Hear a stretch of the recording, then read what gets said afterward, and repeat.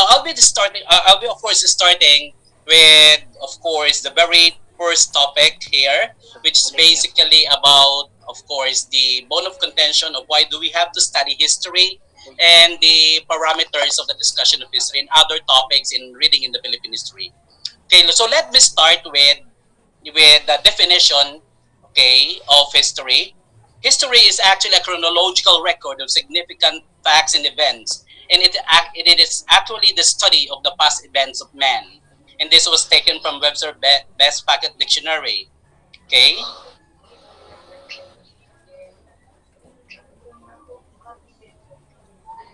Okay. Now, from the perspective of UP professor in the name of Zeus Salazar, okay, kasaysayan is basically a curriculum of course no in UP that speak of about the narrative or salaysay. So it's from the word saysay, which means a narrative in salaysay, and saysay means relevance and importance. Okay, I said according to Zeus Salazar, UP professor, ang kasaysayan ay tumutukoy sa mga salaysay na may saysay para sa sinasalaysayang grupo ng pangkat ng tao. So in the translation, history refers to the relevant stories of mankind. It is comprises of narratives of the people. Okay? So allow me to switch code, guys, okay, on this particular discussion. Now, according to Nelson Mandela, okay, one of the famous figure from South Africa, okay, father of apartheid Bill of Rights, no, in Africa. If you talk to a white understand, that goes to his head, and if you talk to him in his language, that goes to his heart.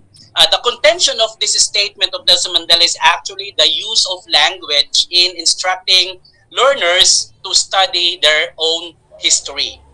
Okay. Now let us acknowledge the conversation here on this particular PowerPoint of the different nationalities. Okay, there was this man standing in front of this group of people, and what's the first question stated is that what is your opinion on the shortage of food in the rest of the world? So that's the very premise of the question. Now you will notice, guys, these four people has different responses based on the statement or based on the question raised by this man standing in front of them. So the answer of the first guy, who is actually, if you're going to notice, from Africa because of the color and complexions, okay, from the African continent, the answer was, what is food? Basically, because you'll notice that the concept of food in Africa is very different than the concept of people from other countries, because in that particular continent they are having problem of scarcity in their country with regards to resources, specifically like food. Okay, now going back now to another answer naman, another individual here, you notice na parang the guy seems to be a Eurasian, so particularly representing Europe. Okay, his answer on the statement is that what is shortage? So because in their country they don't experience shortage of food like what had experienced by African continent. Okay, next, the third man wearing a hat, with that symbolizes the American flag. So definitely it's a representative from US, and his response was, what is the rest of the world? Because the concept of the word rest, the concept of US on the word the rest of the world basically differ kasi on their end they believe that they are the master of the world. Okay, they are the one who develop what called world hegemony, that they control the world. Okay, on the premise of the Americans. Okay, because definitely they are an economic powerhouse.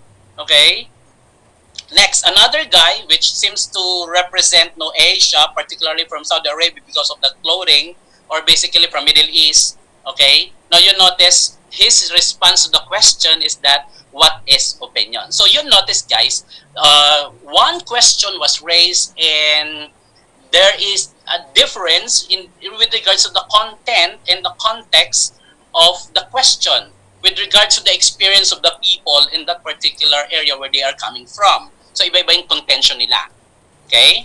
Now, this comes now into realization that we really have to reconstruct, okay, basically what the history had taught, no, from the previous up to the present. Now, the one that was given a task, a huge task, a humongous task of reconstructing what had happened from the past is actually the historian, no? So, according to the historian, history is like a reconstruction of different pieces of information. No, the historian at many times remove the events from their investigation. Historians rely on the surviving records, so which means without any surviving documents, there will be no what we call development of history. Okay, now let's have one of the famous British historian, okay, E.H. Carr, no, who did mention that history is the inquiry conducted by the historian and the series of the past events into which he inquires. So it is actually an inquiry of the historian from the past. And how do man inquire from the past? Well, definitely because it's on the advent of looking into the massive volumes of documents in the shall we say, libraries and other hubs, no, learning hubs, or we call it in history as repositories of informations. Okay? Now, another contention of Carr and the definition of history is that history is the continuous process of interaction between the historian and his past. So, and an ending dialogue between the present and the past. So, what does it mean? That the past was actually connected with the present and that will create the future. No? So according to Carr, there must be a what we call the continuous interaction between historian and the facts that he or she is like actually studying. Okay? So it's an ever-ending dialogue on the connection of the present, of the past to the present. Now, another thing is that history means interpretation. So it's an interpretation of what had happened from the previous decade or past or era or epoch. Now, history is also what the historian makes because we had noted that the series of knowledge that the historians had is basically taken from sources of information. Either this is a primary information like fossils, artifacts, documents, manuscripts, and secondary informations like textbooks, theories of men. Okay. Now you'll notice that we have a wide array of sources of information with regards to the study of history. Okay. So another definition about history is that according to Collingwood, history is the reenactment in the historian's mind of the thought whose history he is studying. Okay, well, according to Oxshott, history is the historian's experience.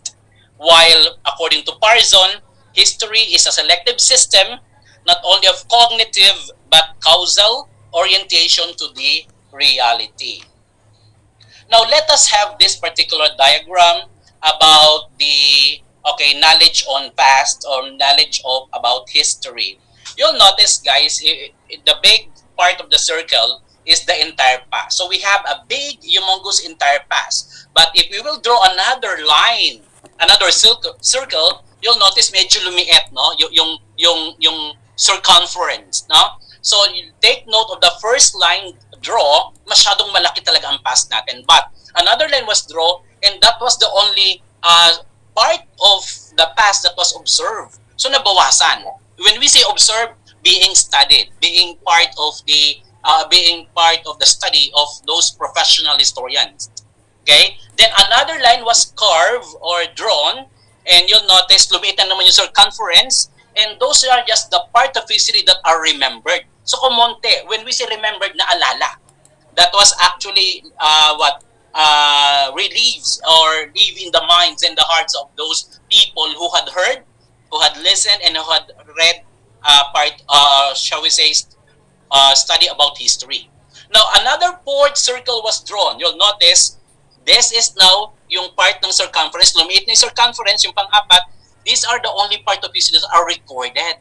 So, out of those remembered facts and information on the head and heart of the person, kukunti lang yung na-record. Okay? Recorded. When we say recorded, it's put into writing.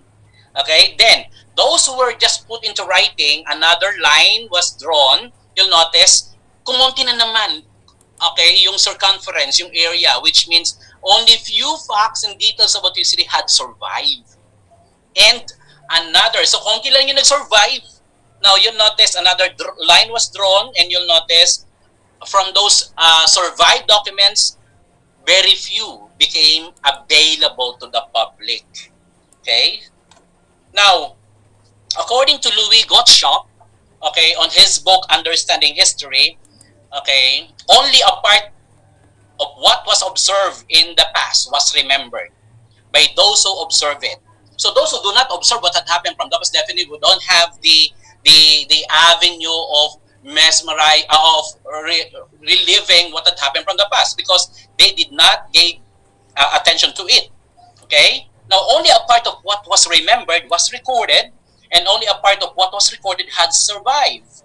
And only a part of what has survived has come to the historian's attention, and only a part of what has come to their attention is credible. When we say credible, it has been put into analysis, test, and it was already accepted by the group of historians or group of professionals who were really studying the past.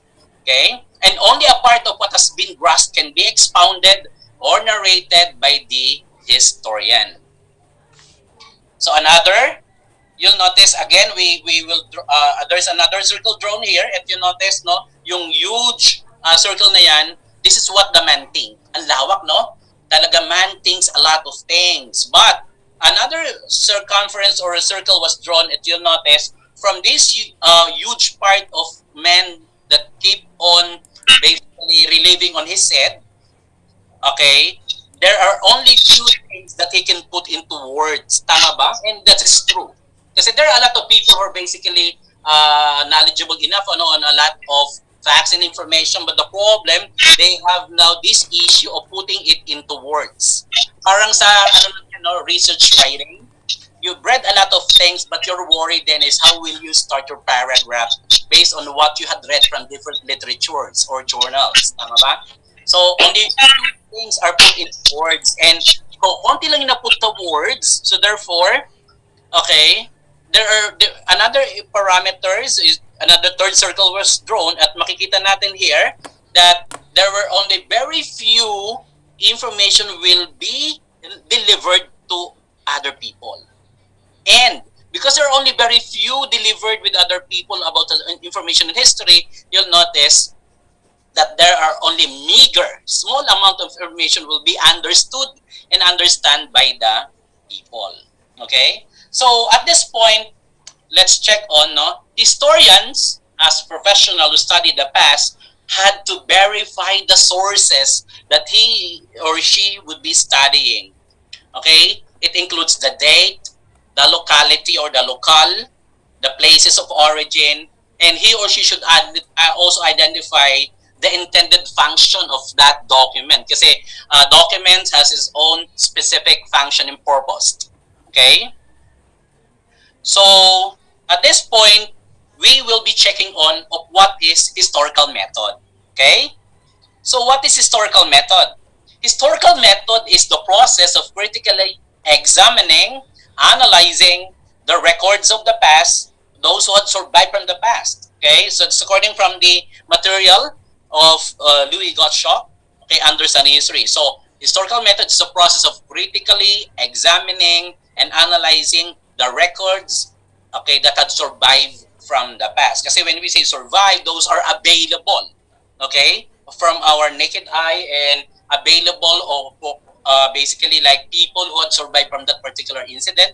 They could be a potential source of information.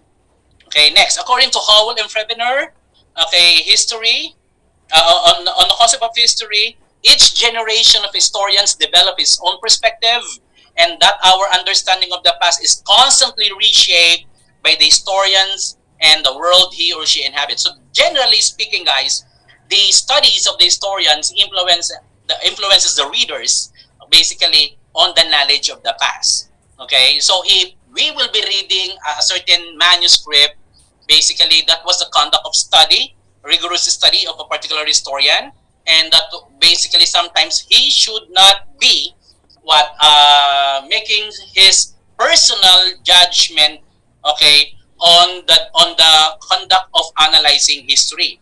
Okay, he should be using objective analysis, okay, and rather than subjective analysis. Kasi when we use subjective analysis, different perspective will come into existence.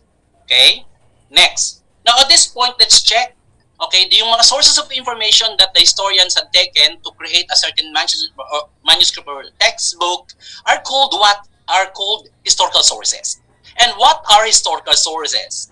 These are objects from the past or testimonies of the people concerning the past, okay, on which historians depend in order to create their own depiction of the past. So without this object, without testimonies of this eyewitness, the historian cannot depict what had happened from the past, or he cannot put any information on a particular manuscript that he will be creating, no, in the observance of the identification and study of history of a particular event or history of a particular place. Okay? And these historical sources are tangible remains. Okay, when we say tangible, okay, it can be touched. Okay? Pero pwede yung intangible, like yung mga testimony, no, ng mga people who had lived from that particular event. Okay? Yung mga survivors or yung eyewitness are potential source of information. Okay? Now, historical sources refers to materials used for the writing of history. Now, they are basically major classification like primary sources tsaka secondary sources, but we also have tertiary sources. Okay? Now, there are other types of historical sources. We have the written and tsaka non-written. We have published tsaka unpublished materials. We have textual. We have oral from the eyewitness account. Okay, yung mga testimony ng people who had experienced that particular event.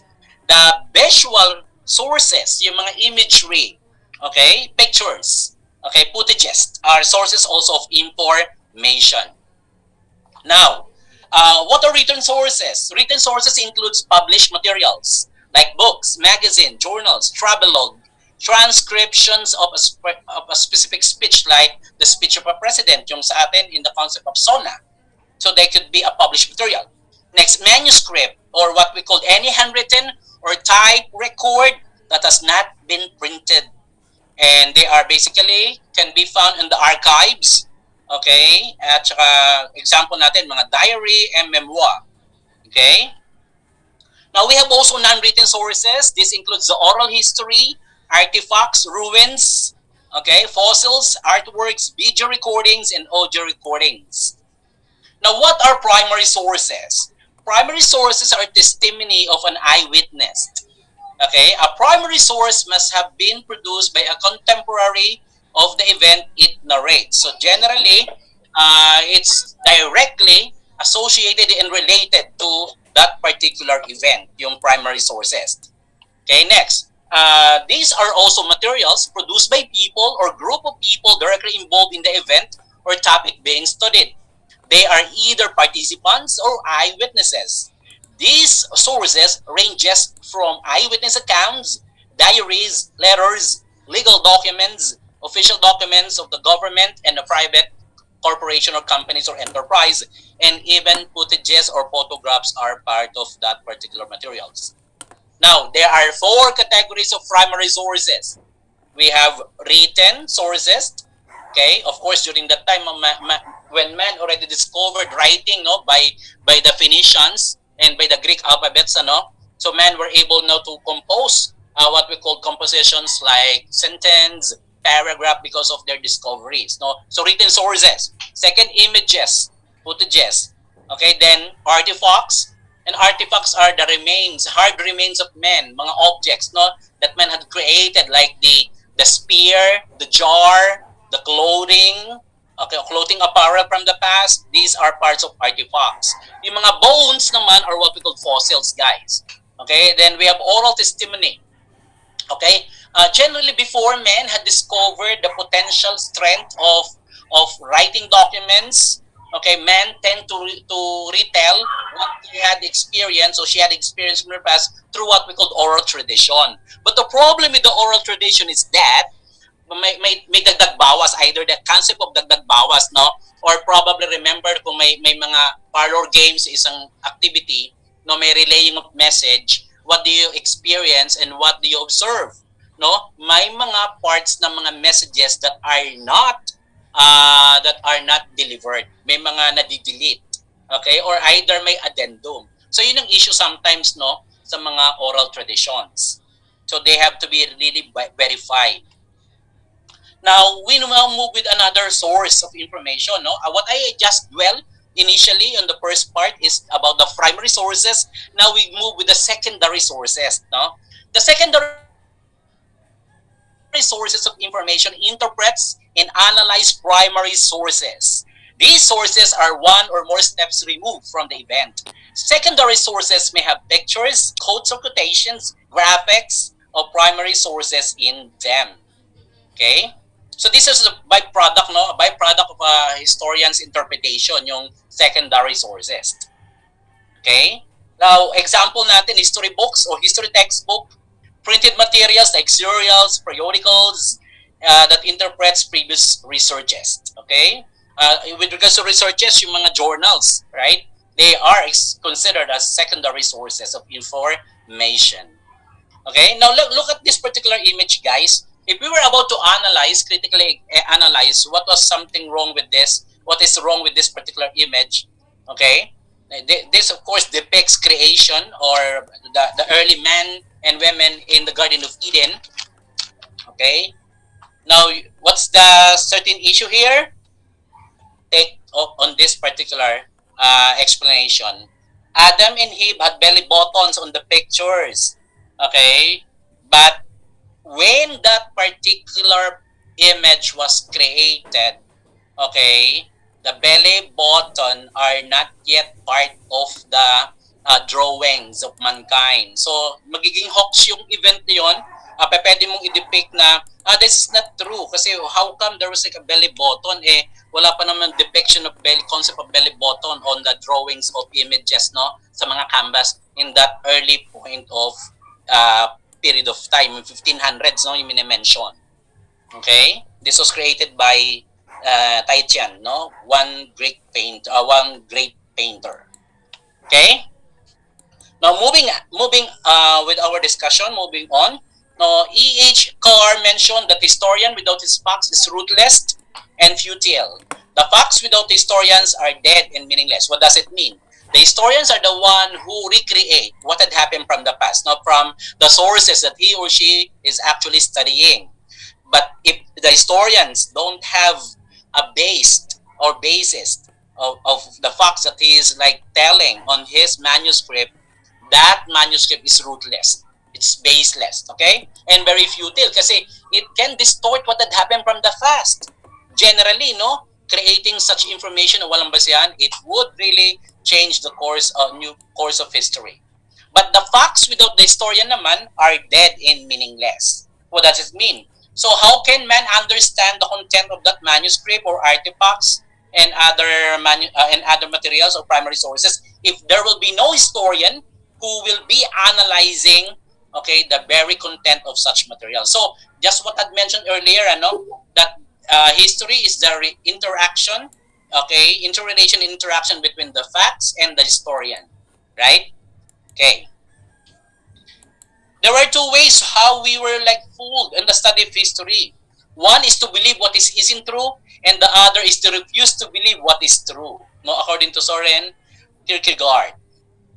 Now, what's the focus of the study of history, guys? One, interpretation, perspective, and representation of the past, generally by the historians. No. Next is critical evaluation of the sources and the evidences. When we say critical evaluation, we will be using here yung content analysis at context analysis. Okay?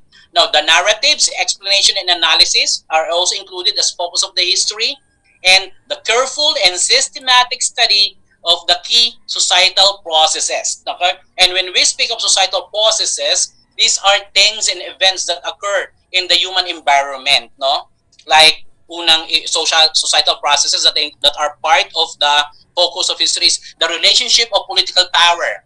Remember, no? Political power legitimizes the implementation of a particular law or a bill. Next, basically, letter B natin is on the economic interest. Okay? Third is the cultural life. Letter D would be the change that occur in the human societies. Another part that is being studied here in the focus of history is the study and its implication to the future. Just what I had told you, there is an interconnectedness from the past to the present, and the present will be now predict what will happen to the future. Okay? Now, we now move on. We just identified the different definition given to history. That history is taken from the word historia, no? Latin word for which means to research, to identify events. Now, here, what is historical criticism? Historical criticism is an important avenue for us readers, learners, no, to identify whether the document is a hoax and the document is an approved, justifiable document authored by a profound author or historian. Okay, so in order for us to source out the evidences from the past, we readers and learners must know how to examine, okay, external criticism tsaka internal criticism. So what are being studied sa external criticism? Sa external criticism, what we are checking as readers are basically the problem of authenticity. Okay? So we really have to evaluate whether the document, the manuscript are authentic. Okay? And on that particular criticism, we have to spot also whether the document are fabricated, forged, or fake. Okay? Then, we have also to consider whether the document is a hoax or misrepresentation. So that is para sa external criticism. Okay? So external criticism, we do check of the test of authenticity. And what are the things we have to consider in checking the authenticity of the document or sources of information? One, we have to determine the date of the documents. Okay, to see whether they are anachronistic, okay, or basically related to the event, ano?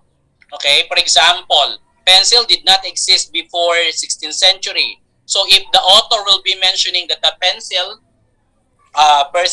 was used by some of the authors during the 16th century in writing their manuscript and documents, so that is a hoax kasi according to this, historically speaking, pencil did not exist before 16th century. So that's a test of authenticity in the term of checking the date or yung connectivity of the date, no, to the document. Next, determine the author. So in the authenticity check, we need to check the author. Author's what? His handwriting, his penmanship, or signature, and the seal. Yung seal, guys, remember, no, sa China, sa Europe, when a certain person was writing a letter, you'll notice, no, parang mayroong clay, silang linalagay doon, colored clay, tapos they have this document, they have this object na metal na pinipinch doon sa particular clay, and that would be the seal. Okay, representing the authority of the person. It's some like true sa Chinese history, pati sa European history. Sa English din, sa American, early part of the history sa America, no, yung the use of clay, okay, or this colored clay, no, representing their signatures or authority. Next, third is anachronistic style. Okay, yung when we speak of this one, we have to check ano ba yung mga idiom sa ginagamit ng author. So, lalo na kung may tayong sinusunod talagang author or basically a profound author that we are like following and reading a lot of his or her materials, we need to check the kind of idiom that he is using, his language, his orthography, and his punctuation style. Okay? Kasi so that we will not be at least lured na, okay, siya gumawa nito. Okay, next. Anachronistic reference to events, no? So we have to check also yung whether the event is too early, too late, or too remote. So event is very important kasi guys, kasi the event, that the era or the period would really tell us the authenticity of such material. Next, provenance or custody. It determines its genuineness. Okay? So generally, may mga nagki-claim na this one is a true document, so we really have to check the persons, no, claiming that. Okay, the person holding on custody of that particular document. Okay, now we have to check also sa criticism na to, yung semantics, determining the meaning of the text or the word. Kasi remember, there are jargons, no? Jargons are specific terminologies na ginagamit ng mga author. Ibig sabihin, on this particular field, kunyari sa education, pag sinabing curriculum, alam na kaagad ng educator yan. But the other field will be misled if they use if the word if they had read this jargon and that jargon is very different in their particular field.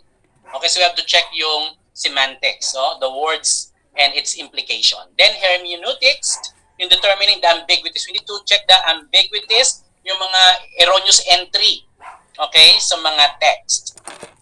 So that's for the external criticism. Okay, so sa external, ano chine-check natin? The date, the author's handwriting, signature and seal, the style of writing of the author, then the period, the dates, okay, and the person handling the document, yung custodies of these documents. Okay, the text and the words and its implication, and the ambiguities. Now, for the internal criticism, we need to check here the problem of credibility. Kanina, yung problem of authenticity, no, sa external. Ito naman sa internal criticism, what we are checking is the problem of credibility. Credible ba yung documents? Okay, when we speak of credibility, it pertains to relevance of particular documents. Okay? It could be classified as very similar or very close to the real event that happened. Okay? Now, the test of credibility includes the following areas of checking. One, we need to identify the author. Okay? What of the author are to be identified? Kanina yung kanyang signature, seal. Okay? Now, dito, what we're going to identify is, we have to determine his reliability, mental processes, tsaka personal attitude. No? The way how the author thinks and the personal behavior of that author. So, we have to check those things. Next, determination of the approximate date is being checked also here sa test of credibility.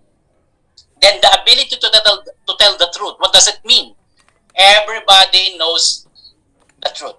But the problem, are they not afraid to tell the truth? Specifically, if it's a crime scene, ano? May mga cases tayo. Bakit? How come the public were not able to know what had happened? Okay, the real event that had happened. Basically because of the concept of fear. Okay? And generally, ang naka-question doon is this person has the ability to tell the truth? Or he or she has the ability to bend the truth? Always remember, guys, all truths are half-truths. All truths are half-truths. So what does it mean? That we really have to conduct our series of investigation in order for us to believe that this material are credible, authentic. Okay, we should not immediately believe or swallow everything that was being given to us or fed to us. Okay, that's one of the criterion.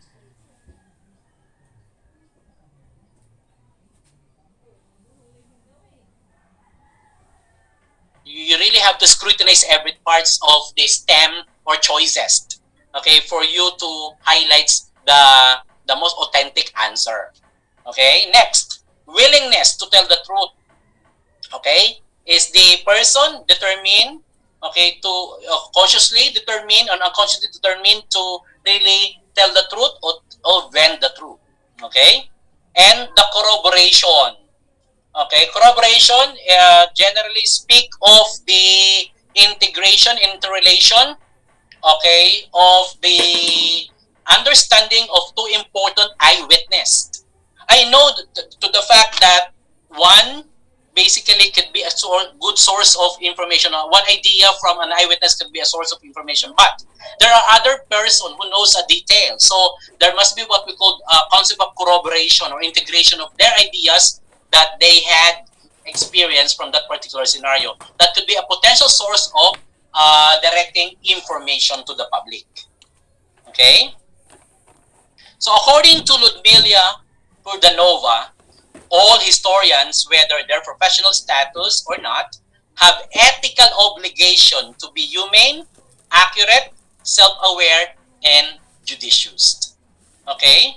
So that's the first part of the discussion. What I had entailed and discussed to you guys is basically the different definition given by different historians about history and the different kinds of sources, no, the primary, the secondary, the tertiary sources, and yung historical method, historical criticism that includes external criticism tsaka internal criticism, the test of authenticity, the test of credibility. Okay? So, let me proceed with another part of my sharing.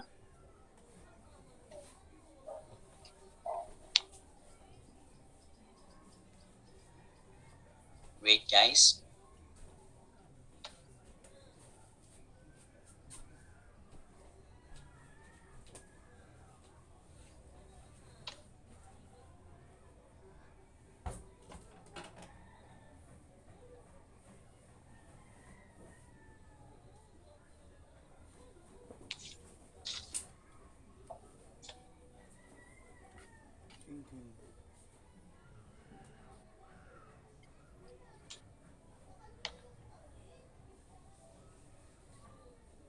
Okay.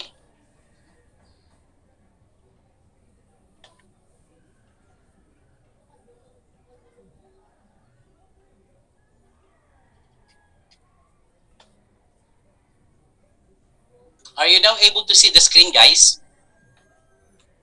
Yes, sir. Thank you so much for the Yes, sir. response. Okay, so at this point, I'll be dwelling, okay, on the repository of information. I gave you an idea of what are sources of information, no, reliable tsaka credible sources of information based on the perspective of the historians. At this point, we'll be checking on the localities or location or places where information are to be taken by the expert, no, to be utilized on the understanding of a particular event, specifically on the advent of history. Okay, so what we will be having right now is actually the repositories of information. Okay, so you'll notice, guys, these are repositories of informations. Okay, you have here the National Archives of the Philippines, the National Library of the Philippines in Calao, Manila. We have actually magkaka-adjacent to mga to, guys, no? If you were able to visit. Sir, good morning po. Wala po Yes. yung slide. Excuse me? Yung slide po, sir. Wala pa? Opo. Wait lang, sorry. Sandali, guys.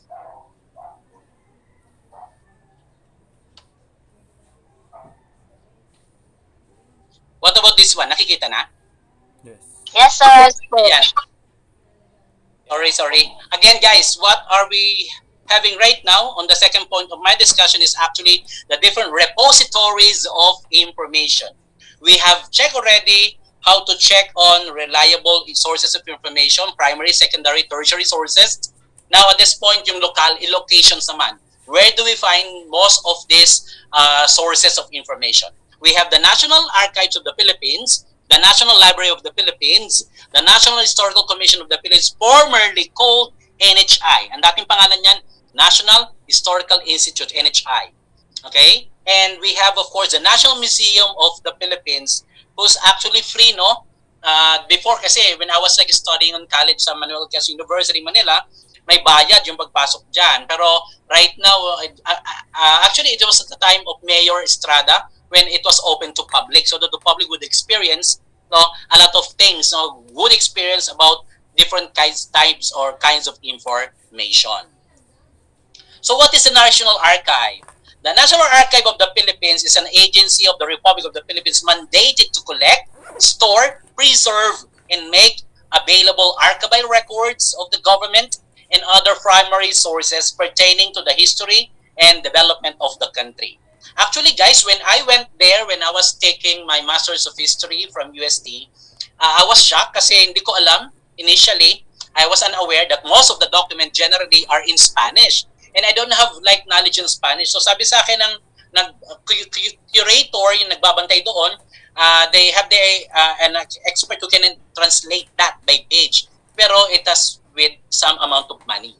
Okay? Now, it is a primary records management agency tasked to formulate and implement records from the past, from pre-Spanish, Spanish period, American, Japanese era. They have the records. Okay, Vital Records Protection Program for the government. This was created by the Republic Act 9470 in 2007. Currently, guys, no, there was this fire that struck this particular building. Okay, I forgot the year when it's happened. 2020 yata. Okay? Okay? Then, this was the fire. No, thank God, hindi naman talaga na-consume yung buildings and other materials were saved. Okay? So that is the National Archives, no, yung mga old documents from the past written in Spanish language were deposited, no. Then we have the National Library. The National Library of the Philippines can be traced its historical development in the establishment of Museo Biblioteca de Filipinas, or initially called Museum Library of the Philippines, established by the royal decree of the Spanish government on August 12, 1887. It opened on October 24, 1891 at Intendencia in Intramuros with around 100 volumes, and with both Julian Romero and Benito Ferdiguero as the director and archivist librarian. Now, the third important building in our discussion is the NHCP, or the National Historical Commission of the Philippines. It was created by the virtue of the Republic Act 10086, which is responsible for the conservation and the preservation of country's historical legacies. It is called formerly NHI, or National Historical Commission. So yung mga places, historical places, na makikita nyo, may mga lapida, no, na there was inscriptions, okay? Marker ang tawag natin doon, marker. Generally, that was the function of NHCP, or National Historical Commission of the Philippines. These are the other function of NHCP, or National Historical Commission of the Philippines. Again, formerly NHI, or National Historical Institute. One, or first bullet, its major thrust encompasses an ambition for cultural program. So what does it mean? So they of course create a lot of cultural programs on the revival of the different cultural practices. Next, they do the historical studies, okay, on different regions, lalo na kung historical places ito. So they send their historians to conduct local history studies. Curatorial works, okay, management of mga documents. Architectural conservations, yung mga buildings or infrastructures and facades of buildings. Okay, so these are one of the function of NHCP. Philippine Heraldry, historical information, dissemination activities of mga historical events in the Philippines. They are the one tasked by the government. Restoration and preservation of relics and memorabilia of heroes and other renowned heroes. So generally, like yung mga houses, okay, yung of our famous figures, historical figures, are renovated and of course protected by NHCP. Now we have the National Museum. The National Museum of the Philippines, or Pambansang Museo ng Pilipinas, is an umbrella government organization that oversees a number of national museums in the Philippines, including Ethnographic Museum, Anthropological Museum, Archaeological Museum, tsaka Visual Arts Collection Museum. So generally, siya yung mother museum of all museum in the country. Okay? Now, the National Museum was created in 1901. This is during the American period, no? By the Philippine Commission in 1903.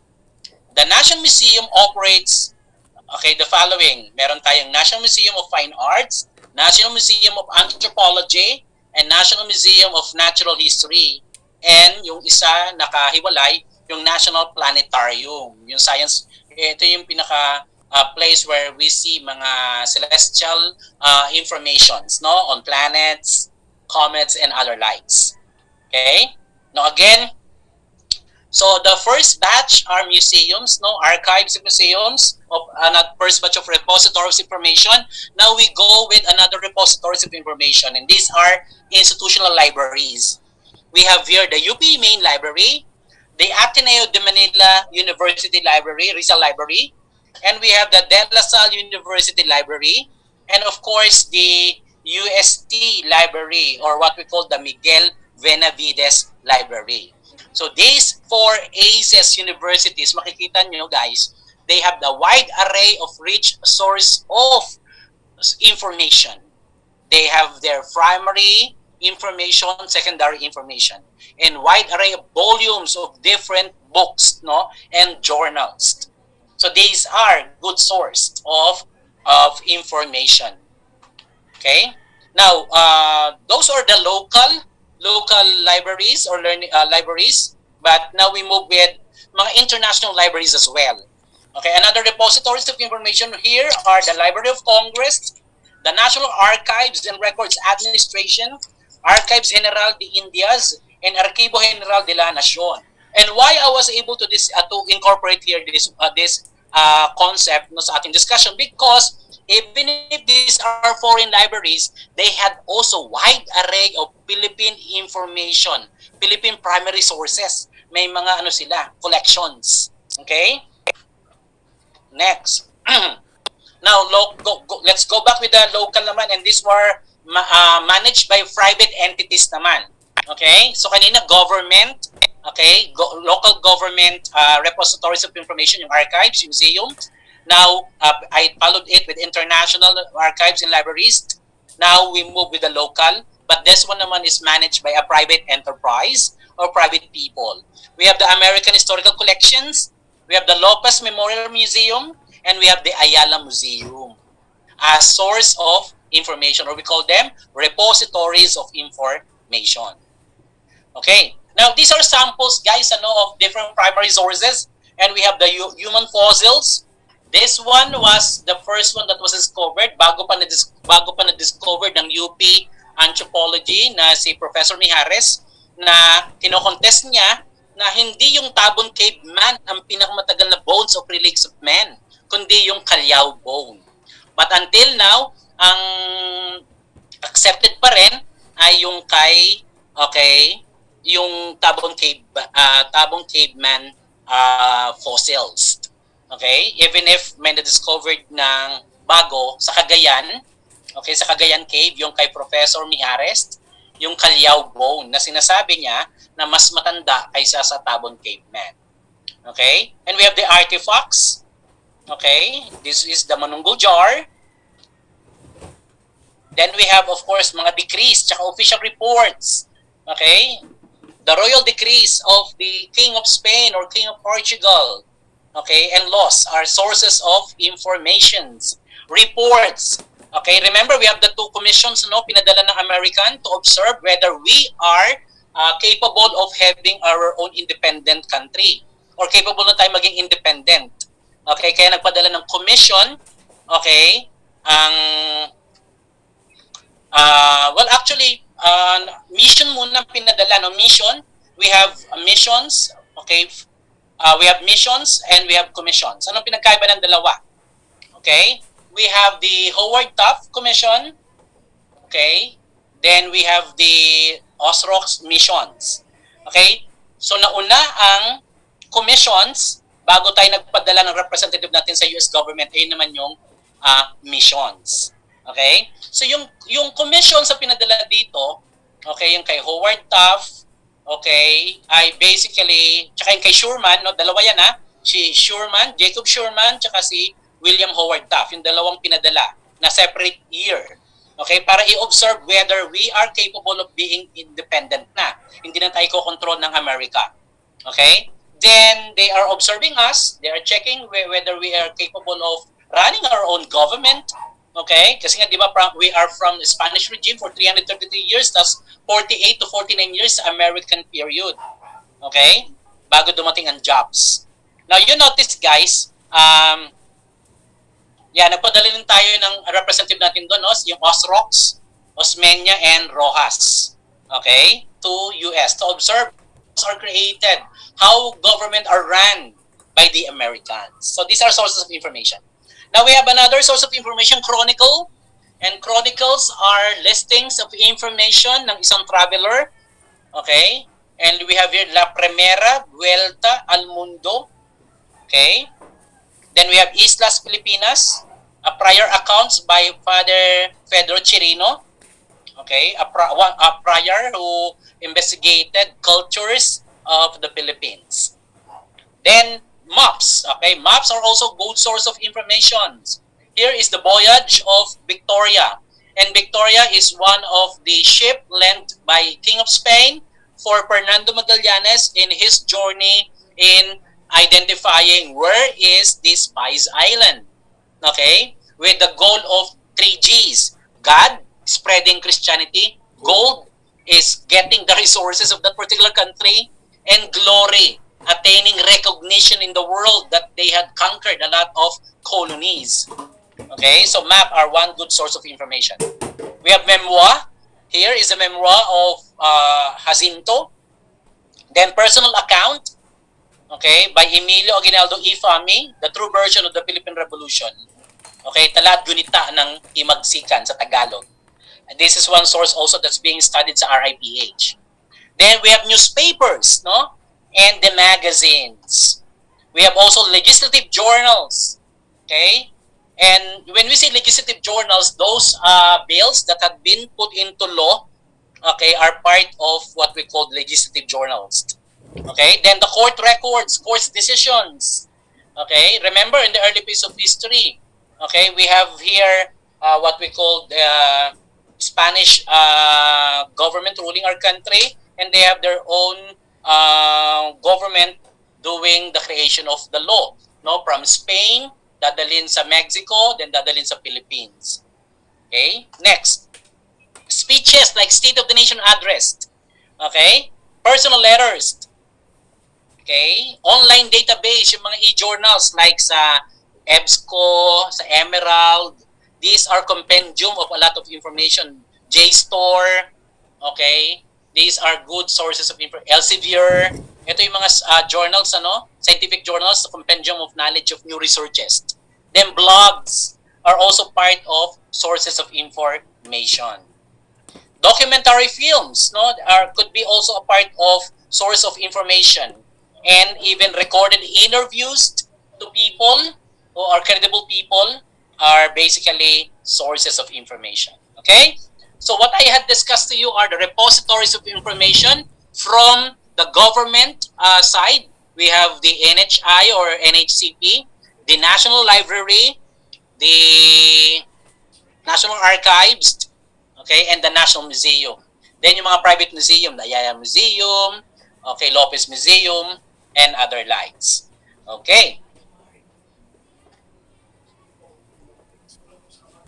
So let me continue.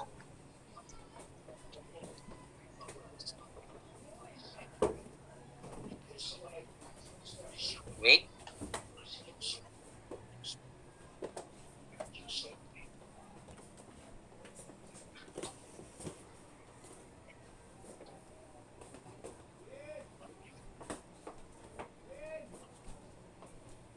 So allow me to present again my screen. And this is actually right now, we will be checking on, okay? Oh, sorry.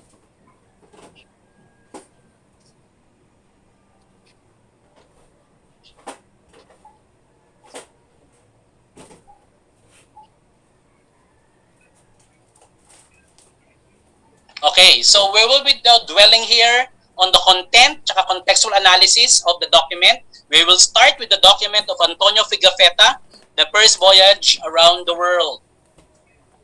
Okay? Now you notice, guys, these are pictures associated with our discussion right now. The ship, the galleon, the map, the journal, the output of the creation of Antonio Pigafetta, and the humble house where he learned a lot of things. Okay, let's check first, guys, on this note, the difference between a content, okay, versus the context. When we speak of context, we are referring to the parts of the discourse that surrounds a word or passage that can throw light on its meaning. So that is... Wait lang. Thank you. Okay. So again, context refers to the parts of the discourse of the text that basically gives another meaning or interpretation. Okay? So it's not actually the discourse or the other meanings are not explicitly written. So this is the interpretations. Okay, well, content refers to the topics or matter treated in a work, particularly in a written work. So what words basically appear on those particular documents are the content. The context is in the event. It refers to circumstances or background that help us to interpret a piece of work, while content is what is contained in the work. So whatever you see there, that's the thing that you will learn. But sa context, it goes beyond from the content. Okay? The term context is used as technical word in some fields in linguistics, while content is broad word. Okay? Now let's now move on with the analysis of the Antonio Figuepeta's first voyage. Okay? So these are the different editions of the first voyage of Antonio Figuepeta. Now, who was highlighted here is Antonio Figuepeta. But guys, ang pinaka-highlights talaga is actually si Fernando Magallanes. We call him Ferdinand Magellan. Yun nga lang, why we highlights here? Because he's the one who writes everything, yung chronicle, those events that had happened on their journey. It was the work of Antonio Figuepeta. So these were like the different editions of the different materials that had been produced to discuss the first voyage of Figuepeta around the world. So let's check the bio note of Antonio Figuepeta. 1491 to 1531. He's a physician citizen, an Italian from Venice. Okay, studied astronomy, geography, cartography, served in the ship of the Knight of Rhodes.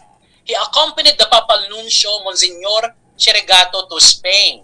And when he accompanied Papal Nuncio, Monsignor Chirigato, to Spain, he was able to meet, okay, the King of Spain and other great personality there. Kasama doon si Ferdinand Magellan.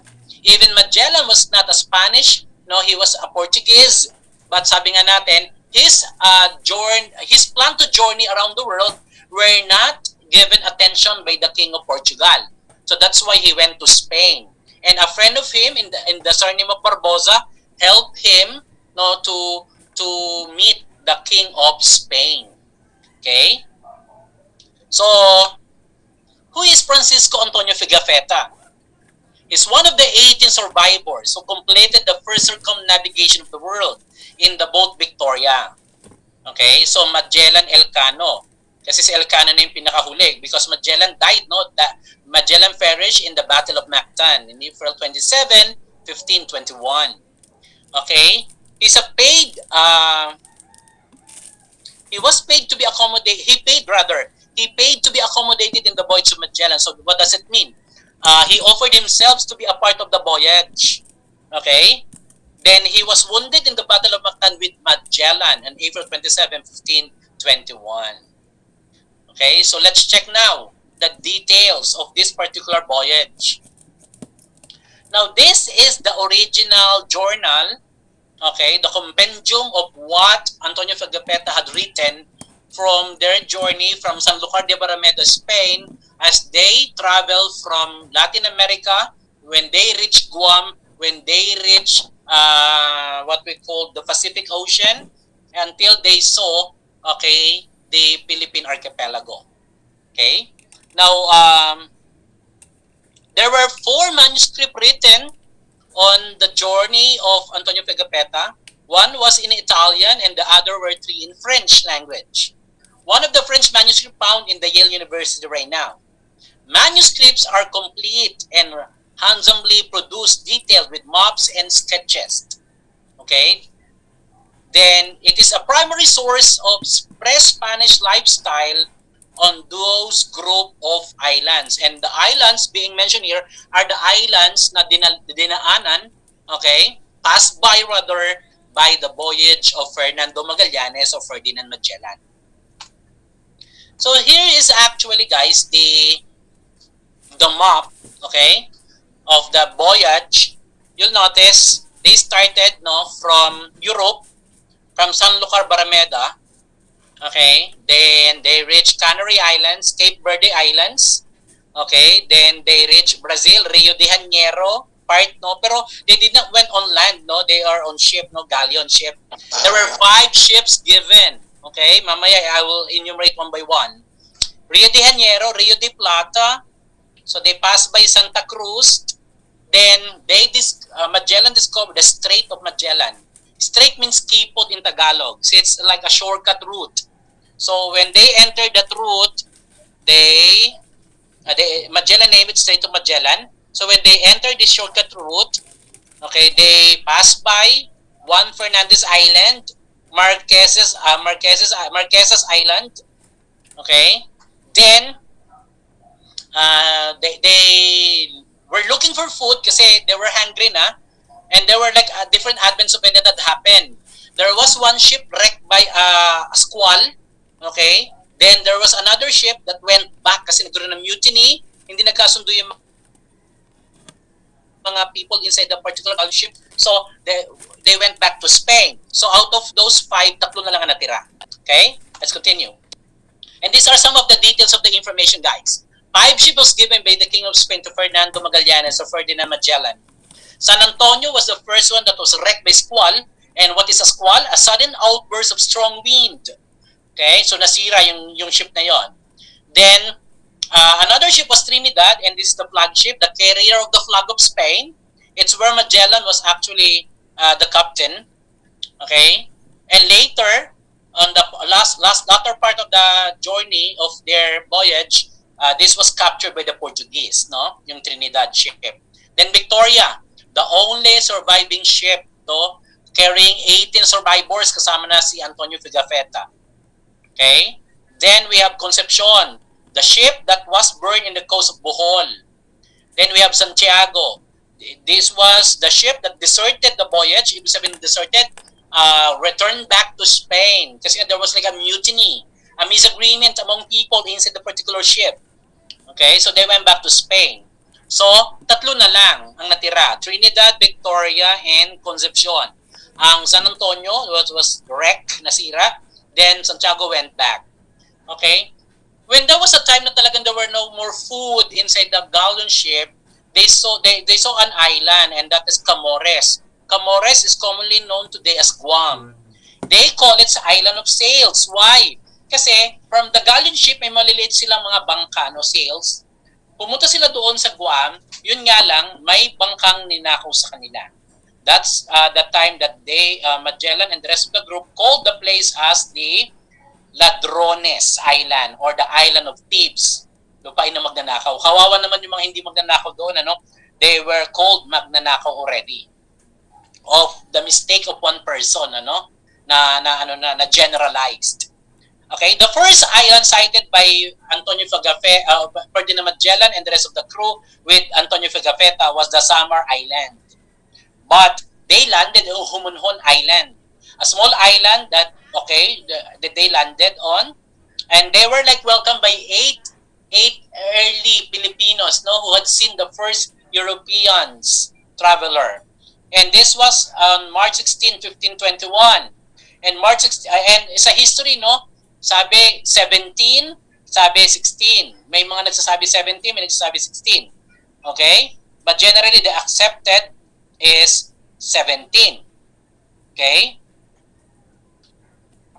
Because ang sabi, they crossed the international date line, and when they crossed the international date line, they were not able to learn in their mind na there will be what we call the change of date. Okay? Now, March 17, 1521 is called the rediscovery of the Philippines. What makes it rediscovery? Because prior to the coming of the Europeans, guys, meron nang naninirahan sa country natin. There are already inhabitants. Okay? So what they had discovered is called the Pintados region. Why Pintados? Because the people are painted with tattoos. The one that was shown on the TV of Channel 7, Amaya, is actually the representation of what we call the Pintados region and called the Visayas. Okay, the first part of the Philippines that was inhabited by the Europeans, specifically the Spaniards. Okay? Now, what was the very content, okay, and the context and the content of that particular document, yung ginawa ni Pigafetta? The Europeans are educated and well-to-do family and Christians. So this is this content or context? This is context, okay? God gave them a chance to see the world, okay? There's the desire to learn methods and passion of the road, okay, to satisfy the accede to the desire of the Lord. They traveled to satisfy the longing of the Lords. The Lords are mga nobilities. Okay, so that's the context. Okay, in economics, okay, what was being discussed on the book of Antonio Fagipeta is all about the practices, no? Local practices in the Philippine soil, like the practice of barter system, the unequal exchange of certain object or things, kasi wala pa tayong weighing scale, no? The presence of weighing scale pero hindi pa accurate. Gold as a main object of barter. Remember, during that time, you will notice a lot of Filipinos and Filipinas are wearing gold ornaments in their body. Okay? Now, in religion, it just explain that rituals were headed by female spiritual leaders. And we call them babaylan. Okay, the babaylan are the pre-Spanish spiritual leader. But then again, guys, may mga accounts na nagsasabi na not all babaylan are basically women. May mga lalaking babaylan na nagdadamit babae.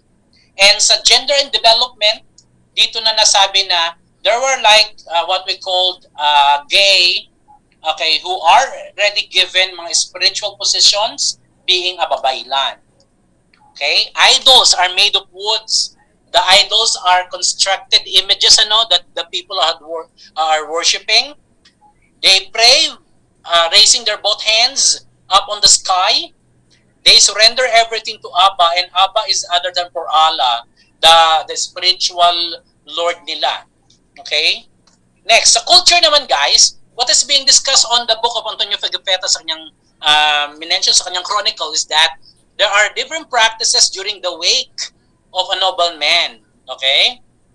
Wake means lamay. Then we have entertaining visitors. Okay, that the Filipinos do entertain visitors, and that's the concept of hospitality. Then the manner of drinking as a sign of friendship, which is referring to yung pacto de sangre or the blood compact. Okay, remember to strengthen the ties between a foreigner and a certain local. Anong ginagawa ng mga Europeans noon? Yung blood compact, or we call it pacto de sangre. And there is an ability of making wines, out of like coconut. Okay? That's why we have tuba. Okay? Sa rice wine, that's why meron tayong tapoy sa Ifugao. Okay? Next. Now, on the societal system, what are being discussed here is that the people in that particular Pintados region are wearing headgear. So there are like piece of cloth, okay, that covers the head. May mga gold ornaments, Like you'll see here, mga ornaments, minted, by early Pintados people, and they created mga jewelries. Tattoos all over the body. Okay? Yes, tattooing started, okay, yung mga tattoo natin ngayon na modern version are generally started way back, okay, pre-Spanish period, Early Filipinos already learned how to tattoo their body. Tattoos starts from the ankle sa baba until it reached the breast hanggang face. Okay? So the more tattoos on the face, the bravest, the certain person become. Okay, but then may mga tattoos naman for those coward, yung mga duwag, like mga reptiles, okay? That simply mean that this person are basically so coward. Okay? Hindi valiant, hindi matapang. Okay? Of course, there's a concept of nakedness. Why?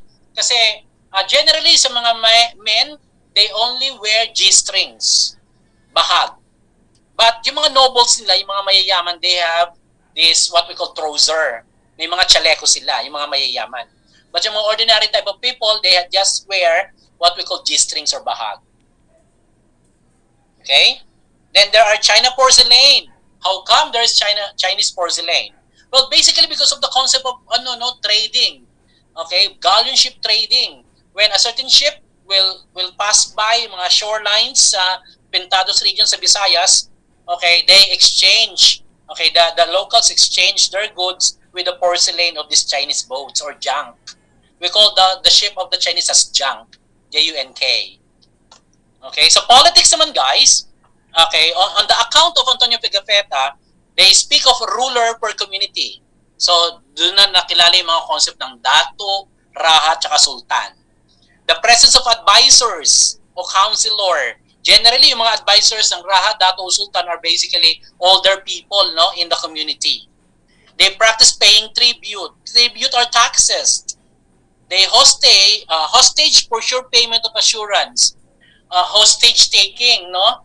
Just to let a person know na he will be paying his debt.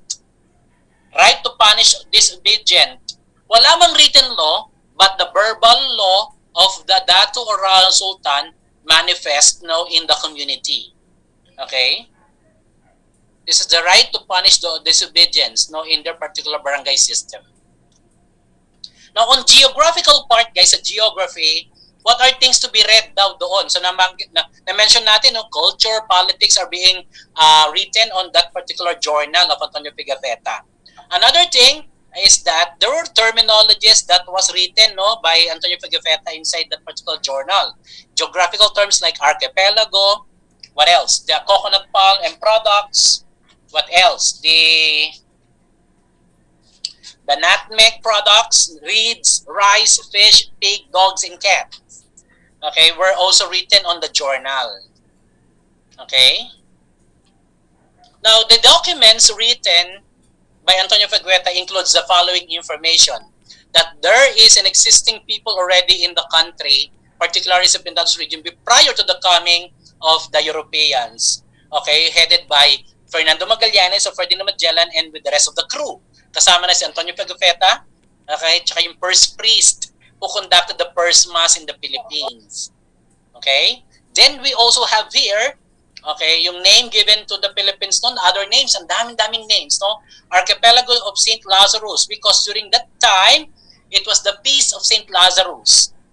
Okay? Kaya pinangalan ng Philippines na Archipelago of St. Lazarus. Prior, no, hindi pa pinangalan ng Philippines o Pilipinas after the name of the King of Spain, King Philip II. Now, the early Western description of the people in language, the language used by the people there are Cebuanos, the affirmation of an organized, peaceful way of living in this island, basically because of the representation of barangay system, the narration of eagerness and openness of the people to religious and moral matter, substantiated by first past conversion to Catholicism. Okay, yung sa the advent of change of yung faith of people. Remember, from pagan, they become Christians, follower of the religions of introduced by the Europeans, specifically by the Spaniards. Okay, another parts of the documents speak of the existence of distinct culture utilized by this people, okay, by this group of people. Okay, they have very different unique culture now. The importance of revisiting primary source of history because every time you dissect it, you can find new perspective. So what does it mean? It's like from reading a material, guys. Initially, hindi mo kagad maiintindihan yung content tsaka context. But as you continue to revisit reading the material, you will be amazed that you were able to unleash another potential information from the text. So that's the power of content tsaka context analysis. Okay? Ang content, whatever you see, yung bilang ng mga wordings, that's content. But yung interpretation, interrelation, implication, basically pertains to the context. Okay? Okay.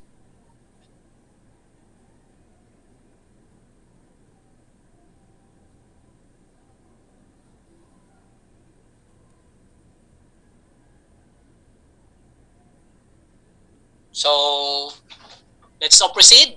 So, what I had discussed to you guys, si Antonio Pigafetta, yung travel niya, he's the chronicler of Ferdinand Magellan. He's not from Spain, same goes with Magellan. They are both, si Pigafetta is an Italian from Venice, floating city of Italy, while Ferdinand Magellan was actually from Portugal, ano? He was able to reach the kingdom of Spain because of his eagerness to really justify his plan of going to voyage, okay, with different people. And thank God with the King of Spain, he was allowed to travel. Okay. Guys, nakikita ba may presentation? Hindi na. Guys? Nakikita po. Nakikita pa po. Thank you. Nakikita po. Okay. Wait lang ha, kasi I'm having hard time with my ano. Ayun. Ito lang muna sa gilid.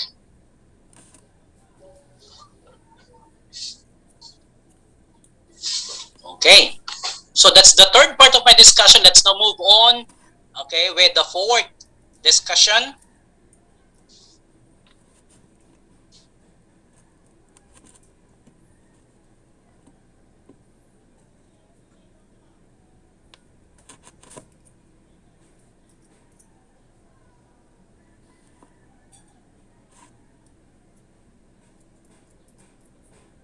Now, for the fourth discussion, what I'm going to focus right now is the controversial issue of the first mass in the Philippines.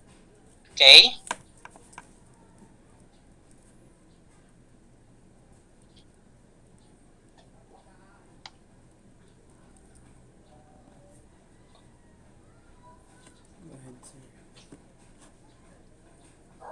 Wait lang.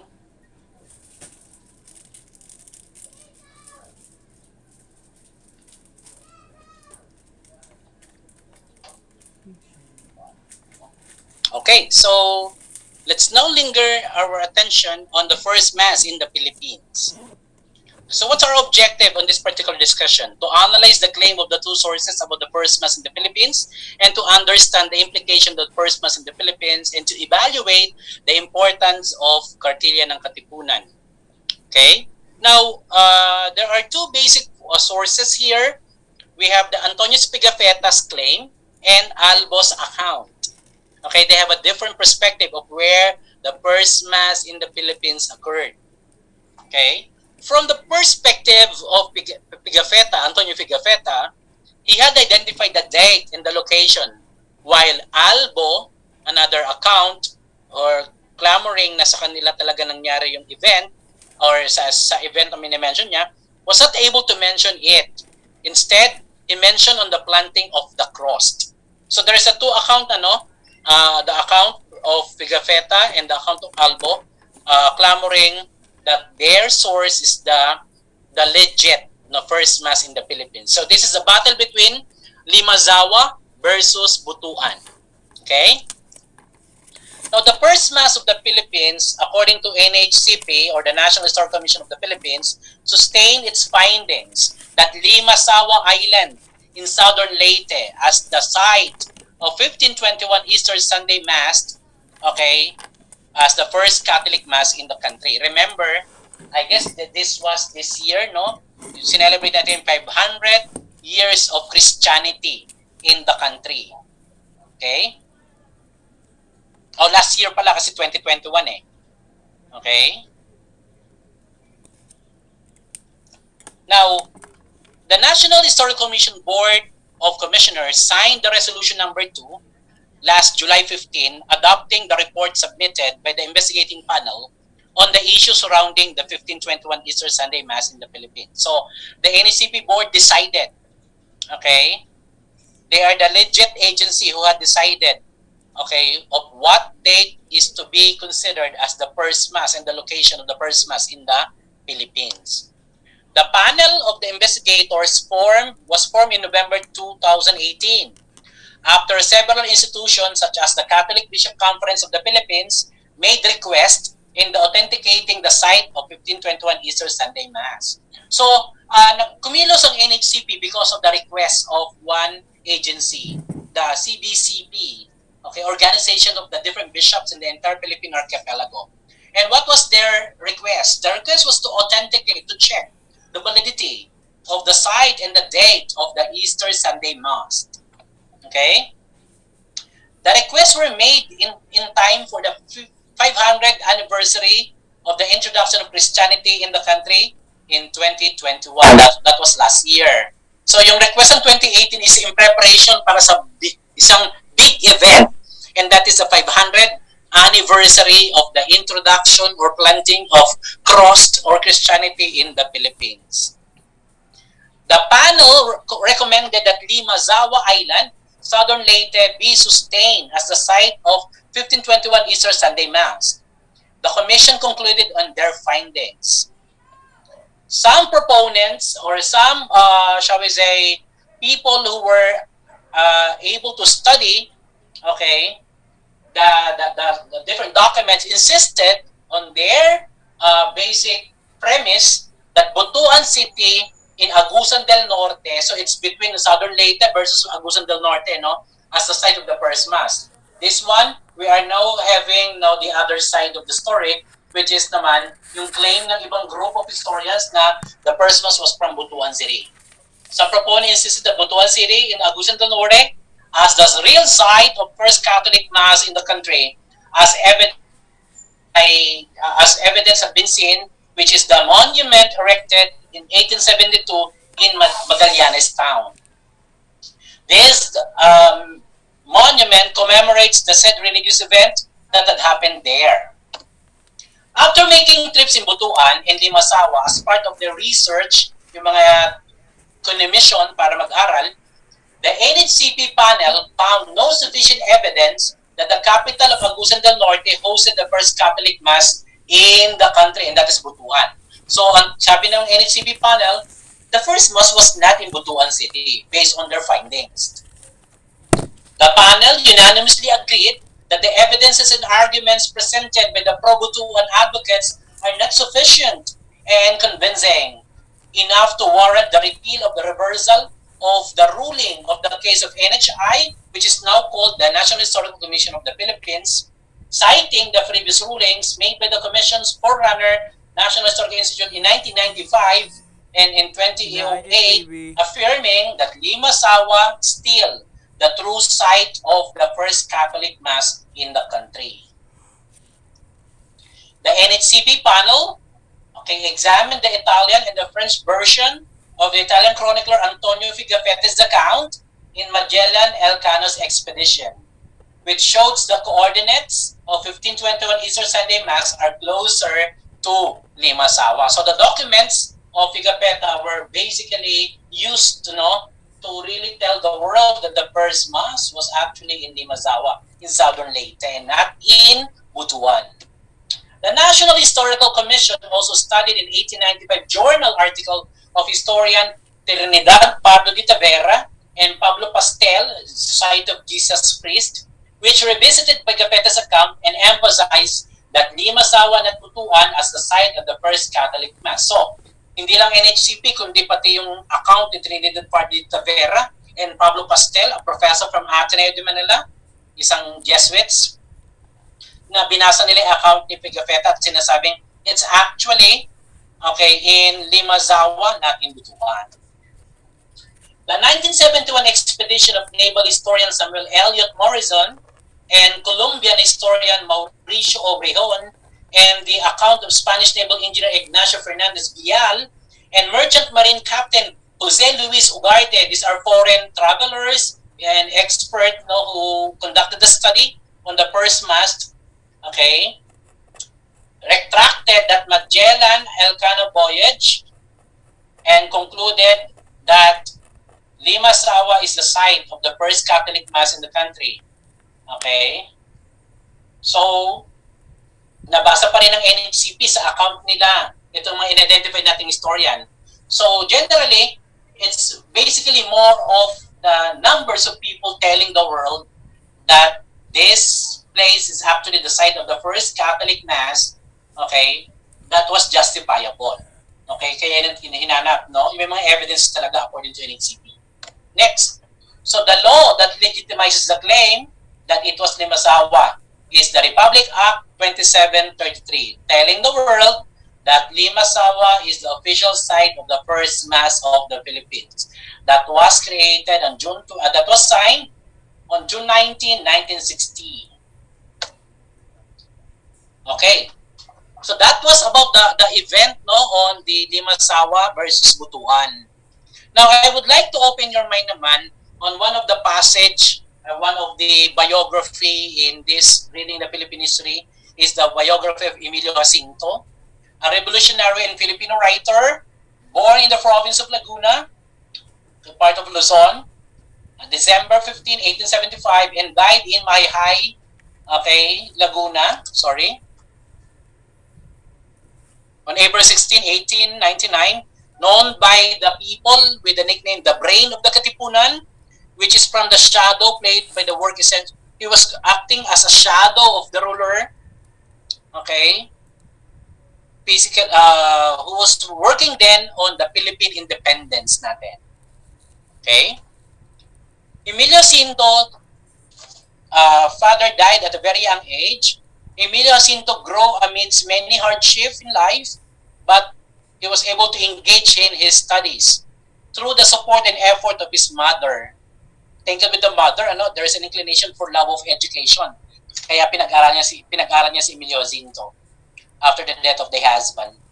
Okay? The mother was Josefa Dizon, and there was an economic supporter, no, for Emilio Jacinto, and that was the uncle of Jacinto, si Jose Dizon, the brother of the mom of Emilio Jacinto, who then also a part of the Katipunan. After obtaining his Bachelor of Arts in prestigious school, Colegio San Juan de Letran, and that is in Intramuros, until now, no, nasa Intramuros, sister school ng UST, they are both Dominican school. Remember, no, during that time, ang dami-daming kinds of priest, no? Nabanggit ko na yung isa kanina yung SJ, Society of Jesus. Ang Society of Jesus ang namamahala sa Ateneo de Manila, or yung original name is Escuela Pia. Okay? And the Dominicans naman are the one controlling, managing Letran at yung Universidad de Santo Tomaso, UST. Okay? Next. Emilio Jacinto enrolled in UST to study law. Okay? After in Letran. Conscious of the injustices of the Spanish colonial rule, so on this mind, bukas yung mind niya about the different injustices in the country that he was able to observe in every environment na pinupuntahan niya. Without having fulfilled even 20, decided to spark the studies and join the Katipunan. So because of those injustices, it made him a stronger person because he pushed through for his studies. At the same time, he decided, no, to really be a part of the change.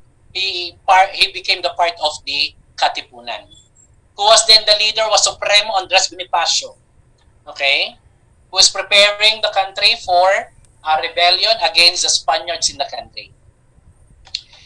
Within the secret society, Jacinto adopted the name or alias Pinkian, in English Flammable.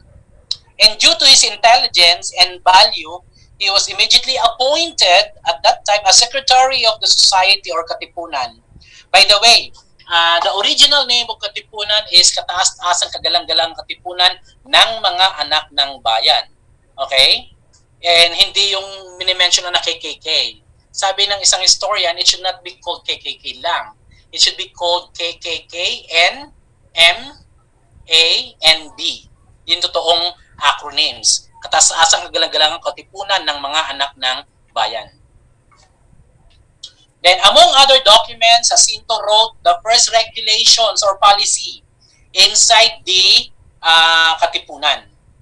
And the law, okay, was called Cartilla. Okay, that is the constitution or bylaws of the Katipunan. And their newspaper is called Kalayaan. Okay? So what I had given you is about the settling of disputes of claiming where is the first mass held, no? Butuan City versus the Limasawa of Southern Leyte. Okay. And the short bio note about Emilio Jacinto, no? Supporter of Andres Bonifacio. Okay, let's continue.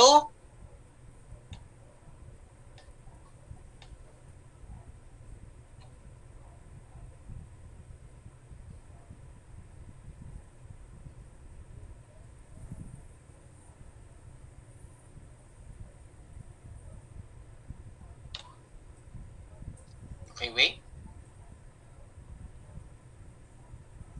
Ayaw mag-open yung aking isang slides. Okay, here is it.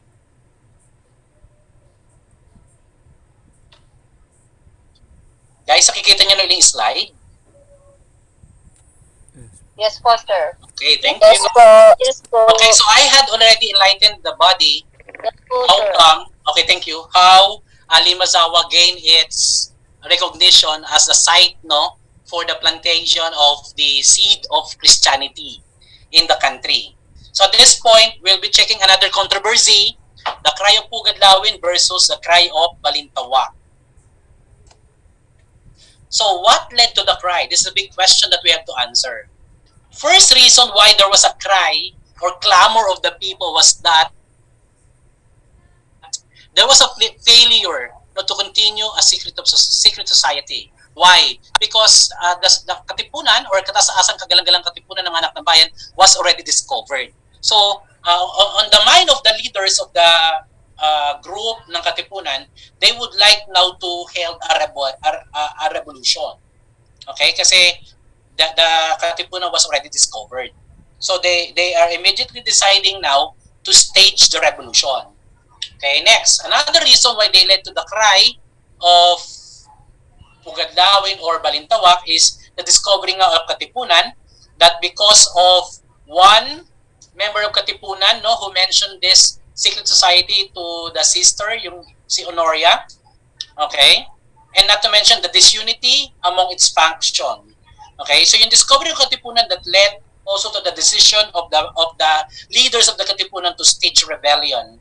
Okay, and another reason is the disunity of its faction.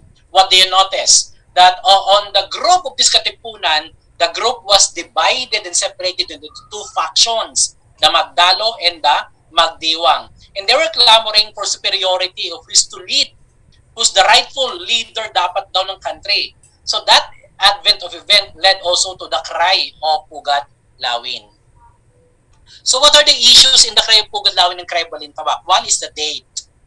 August 23 versus August 26, meron din 22, meron din 24. Locations, either is it in Pugadlawin or in Balintawak? Or sa Barrio Kangkong o sa Bahay Toro?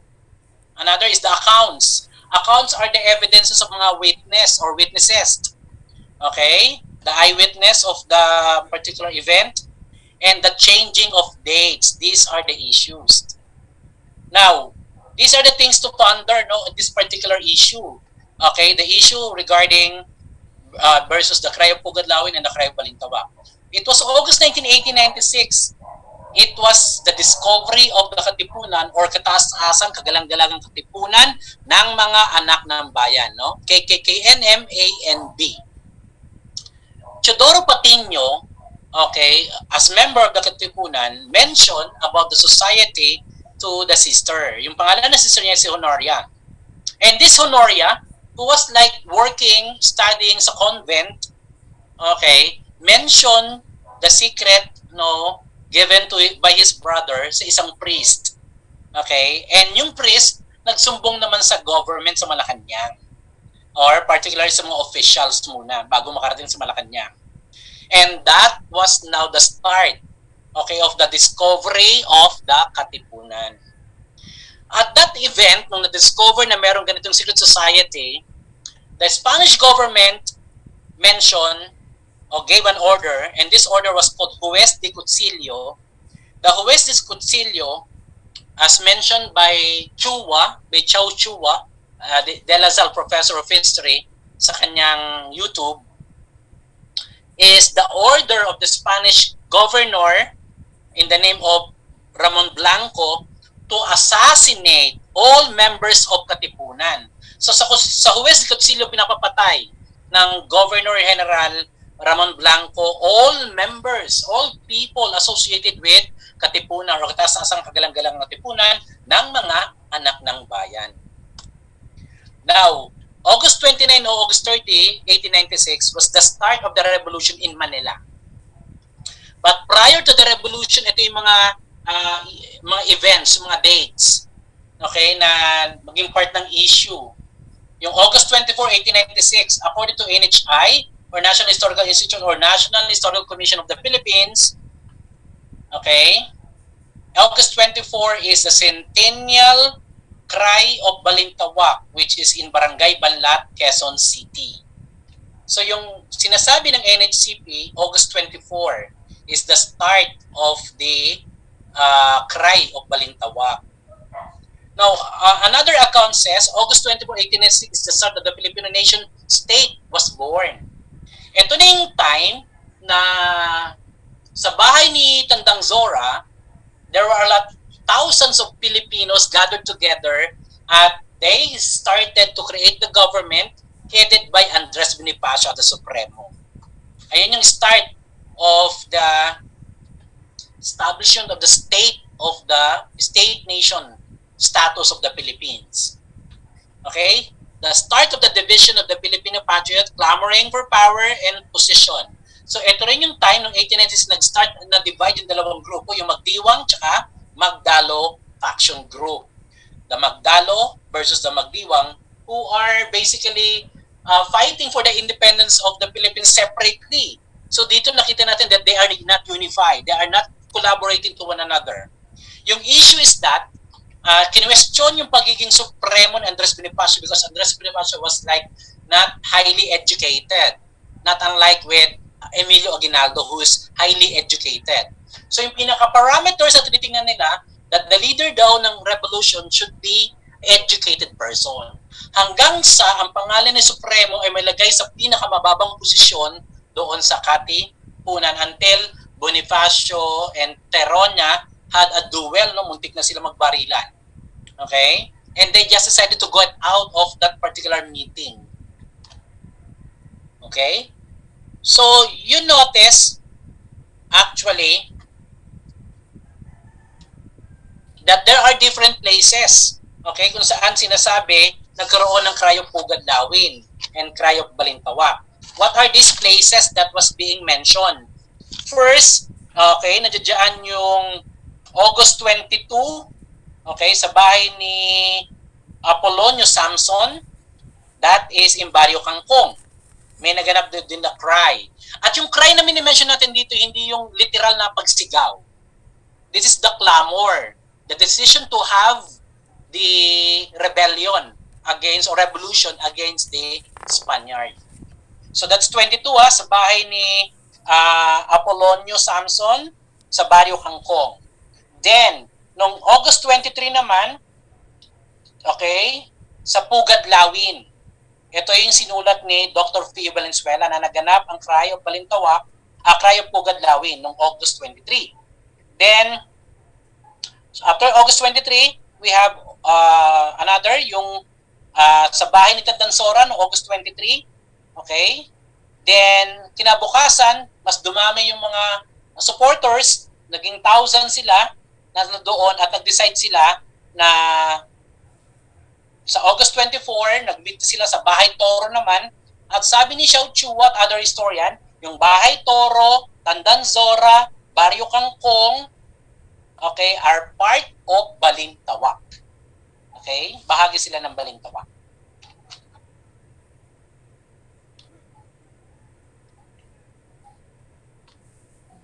So that is the issue of the Pugadlawin and Cry of Balintawak. Pero sabi ng mga historian, kung pag-uusapan yung literal na pagsigaw, unang sigaw ng himagsikan, dapat daw yung nasa 1895, yung nasa Pamintuan Cave sa Montalban. Doon kasi naganap yung unang pagsigaw ng mga early Filipinos fighters natin na sabi, Viva la Independencia, mabuhay ang kalayaan ng Pilipinas. Okay? Now, so that is Cry of Balintawak at Pugadlawin.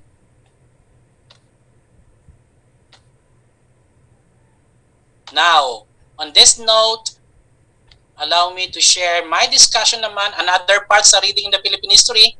Just what I told you guys, isang semester ito pero we are squeezing all information right now. Okay? So, my discussion right now will focus on another discussion of parts sa RIPH. It's about Constitution.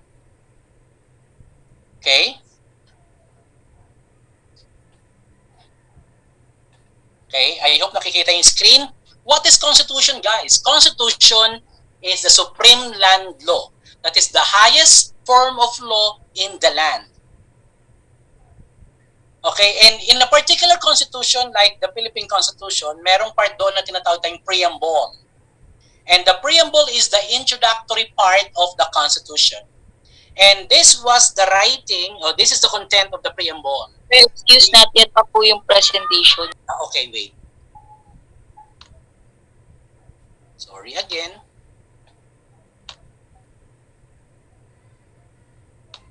What about this one? Yes po, sir. Okay, again, going back on the premise that I was discussing. So what I'm sharing right now, guys, is Constitution as a part of the discussion or topic in the reading in the Philippine history. Okay, Constitution is a supreme land law. It's the highest form of law in the land. Okay, in the particular Philippine Constitution, and what Constitution we are using right now? The 1987 Philippine Constitution. But the first Constitution is yung 1898, ano? Yung in-implement sa Malolos. Okay, sa Baraswain Church. Okay, the first Constitution. But our Constitution actually already improved, no? Lalo na sa content ng preamble. Magugulat kayo sa mga preamble ng mga basis of Constitution natin, may mga changes sa mga wordings. But this time, ito yung content ng ating 1987 Philippine Constitution. Preamble. Coming from the word preambulare, which means to start or an introduction. We, the sovereign Filipino people, imploring the aid of Almighty God in order to build a just and humane society and to establish a government that shall embody our ideals and aspiration, promote the common good, conserve and develop our patrimony, secure to ourselves and our posterity the blessing of independence, democracy, under the rule of law, and the regime of truth, justice, freedom, love, equality, peace, and do ordain and promulgate this Constitution. So this is the content of the preamble, the introductory part of our Constitution. Now, as I had mentioned earlier, that Constitution is a supreme land law. It originated from the word constituo. The word constituo means fix, establish, and settle. Fix because it has been agreed upon by what we call solons. And what is solon? Solons are lawmakers. Okay? Because the first country in the world who had developed the concept of government and the state is from Greece. Okay? Kaya yung solon, yung concept natin ng government, okay, and state are taken from the concept of the first country who developed it, and that is Greece.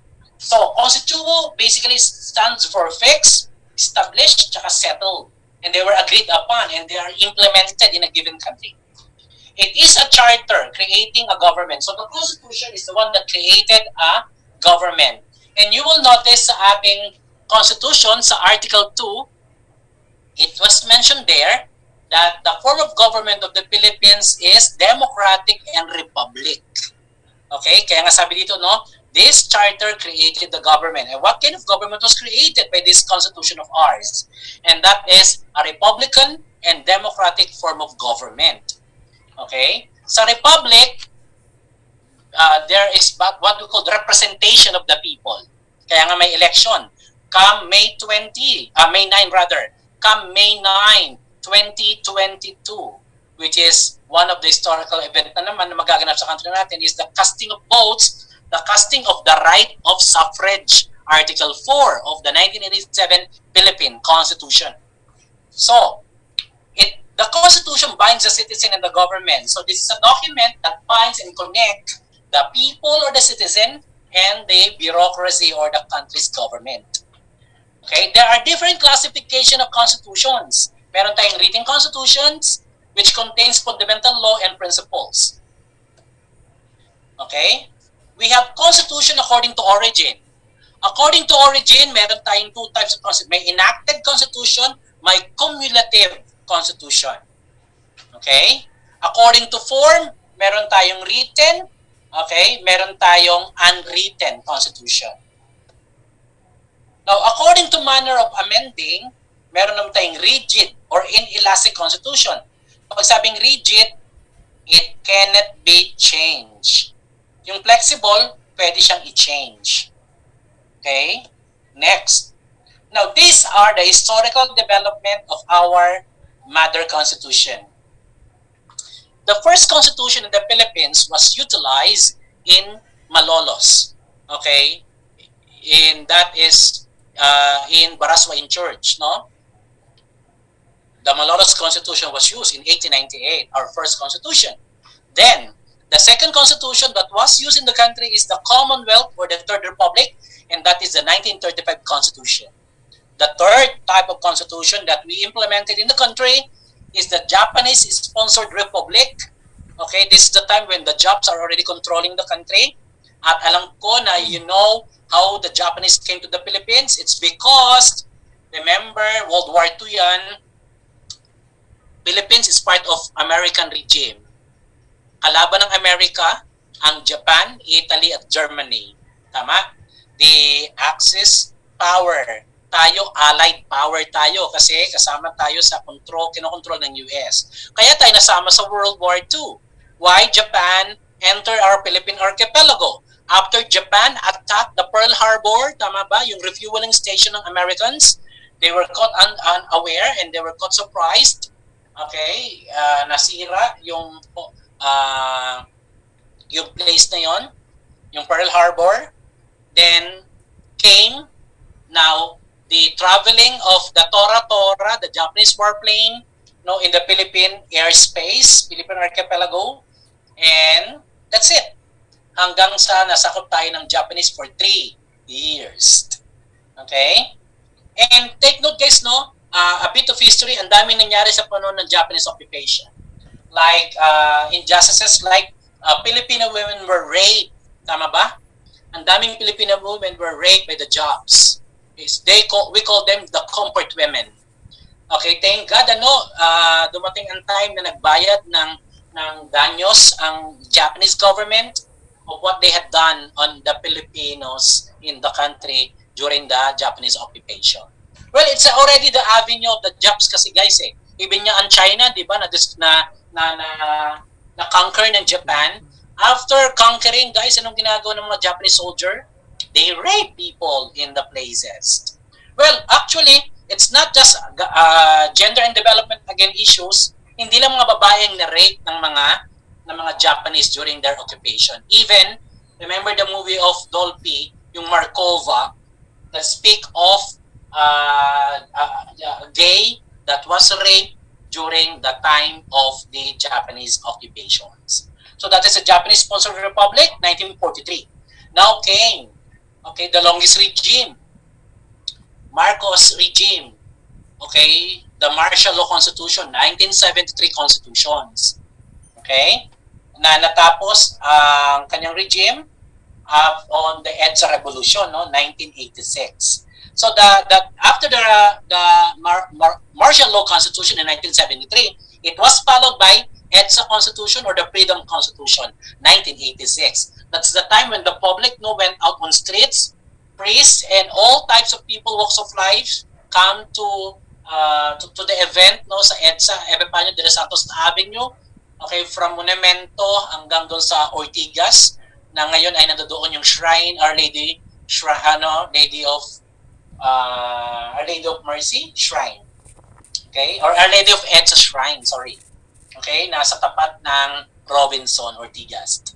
Okay? Next, the EDSA Constitution, 1986, and the current Constitution that we are using, the 1987 Philippine Constitution.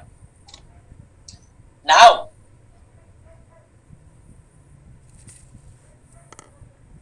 let's check now here the duties of the citizen. Okay?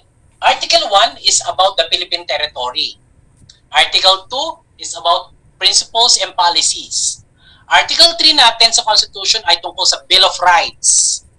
Article 4, the right of suffrage. Okay? And Article 5, citizenship. Article 6, legislative. Article 7, executive. And Article 9, judiciary. So let's check here. What are the duties and obligation of the citizen? Section 1 says that the duty of the citizen is to be loyal to the Republic and to honor the Philippine flag, defend the state, pangatlo, to defend the country. That's why meron tayong meron tayong ROTC, no? They are, pero ang ROTC para na lang sa mga kumukuha ng criminology program. And there were a clamor right now to return the implementation of Reserve Officers Training Course or ROTC, hindi lang para sa mga criminology. Okay? So they are planning, no, to continue the implementation. Pero sa bagong curriculum, it was replaced by NSTP with different areas like CWETs, okay, linguistics, okay, may part no para sa NSTP. Next, to uphold the Constitution. So ito yung mga duties, uphold the Constitution, follow the Constitution, obey the law, and to cooperate with the duly constituted authorities, to follow the authorities, no, that was, of course, handling the position through the system of electorate board or election system. Okay? And to be a just and orderly member of the society. Section 2, another duties of the citizen. The rights of the individuals impose upon him the collaborative duty to exercise them responsibly with due regard to the rights of others. So they have to, of course, observe that everybody has the rights, okay, to be honored. Okay, next, section 3. It shall be the duty of every citizen to engage in gainful work, to assure himself and his family of life worthy and human dignity. Section 4 of the Article 5 of the, anong title ng Article 5? Citizenship, no? It shall be the obligation to every citizen to qualify to vote. So to cast their vote was one of their duties and responsibility as a rightful voter of this nation. Okay? To register and to cast their vote. So suffrage is the right to vote. In our country, meron tayong tinatawag na absentee voting. It's a special law given for this OFW na even though they are not in their community or in their barangay, kahit nasa ibang bansa sila, as long as renew nila yung kanilang paper and document sa embassy o consulate ng Philippines, they can experience to vote in the concept of absentee voting. Okay, so ito yung mga articles sa mga constitution natin, guys. Article 1, national territory. It comprises of the airspace, fluvial, kung sabing fluvial, water space natin, and land. Okay? Alluvial. Then we have Article 2, state principles and policies. Article 3, Bill of Rights. Article 4, citizenship. Article 5, suffrage. Okay? Article 6, legislative. Okay? Article 7, executive. So Article 6, guys, the power is vested in the in two areas. The House of Representatives at saka sa Senate. Okay? Yung kapangyarihan ng mga lawmakers natin is in the Senate and in the House of Representatives. 24 senators, 250 plus House of Representative congressmen. Why dumami? Because of the party list system. Kasi di ba may mga party list who represents the outnumbered people, yung kukonting grupo ng tao. So they are also represented. So that is what we call the party list system. Next, okay, the executive. Okay, the executive, so nasa Congress ang kapangyarihan ng legislative branch is on the Congress. At yung Congress ay nahati sa dalawa, the upper house at lower house. The upper house is the Senate, composed of 24 senators, headed by the Senate President. Samantala ang lower house ay ang composed of 250 plus congressmen. Ang Senate ay nasa Pasay, ang House of Representatives ay nasa Quezon City. Ito yung batasang pambansa kung saan ginaganap yung State of the Nation Address ng ating President. Okay. So, Article 8, 7 muna tayo, executive. The power is vested in the President. Okay? So, the President is the one signing the bill na na-approve sa Senate at sa House of Representatives. At in-approve ito ng President, that would become a law. The bill will automatically become a law. Pero, ipapasa ito ng President sa judiciary para i-implement. Okay? So, the bill was created okay, from the Congress. Meron tayong House Bill, meron tayong Senate Bill. So may counterpart sa Senate, may counterpart sa House of Representatives para mas mabilis ma-approve yung panukala. Then, the President will be given 30 days para basahin yung content ng bill na na-aprobahan ng Senate at na-approve ng House of Representatives. If the President were not able to manage to read the content, nag-expire na yung binigay sa kanyang 30 days, what will happen sa bill? The bill will automatically become ano. Hindi pa pwedeng habulin pa ng President yun. Kasi nakalagay sa law yun. The President were given 30 days para read ang content ng tinatawag nating bill. Okay? The President has the power to veto. To veto is to oppose, the power to object. If the President don't like the bill, he can reject it. And that is veto power.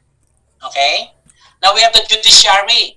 The judiciary, okay, is the branch of the government, okay, that implements the law. Okay? The justice system in the country. Of course, meron tayong Supreme Court, the highest court in the land, at meron tayong, may mga tax court tayo, may mga metropolitan trial court tayo, merong Sharia court. Ang Sharia court naman ay korte para sa mga Muslim. Okay? Meron tayong Court of Appeal. Okay? So may lower courts tayo. Okay? Now sa ating country, sa Supreme Court, it is composed of 15 justices. Yung 15 justices ay nahati sa dalawang grupo, yung 15, isang CJ, ano yung CJ? Chief Justice, at 14 ang AJs. Ano yung AJs? Associate Justices. That compose the Supreme Court. Okay? Meron tayong pinakamataas sa kanila, Chief Justice. Okay? At 14 sa kanila ay Associate Justices. Now, I remember, there are legal ways to remove the leader in the country. Ano yung legal way? Through impeachment. Tama ba?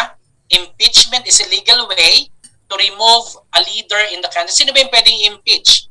Ang President, ang Vice President, ang Senate President, at ang Speaker of the House. Pwede siyang tanggalin sa pwesto. Through impeachment or yung illegal way naman, coup d'etat. So yung legal way to remove the people on the position is the impeachment process. Okay? And the illegal way is called the coup d'etat.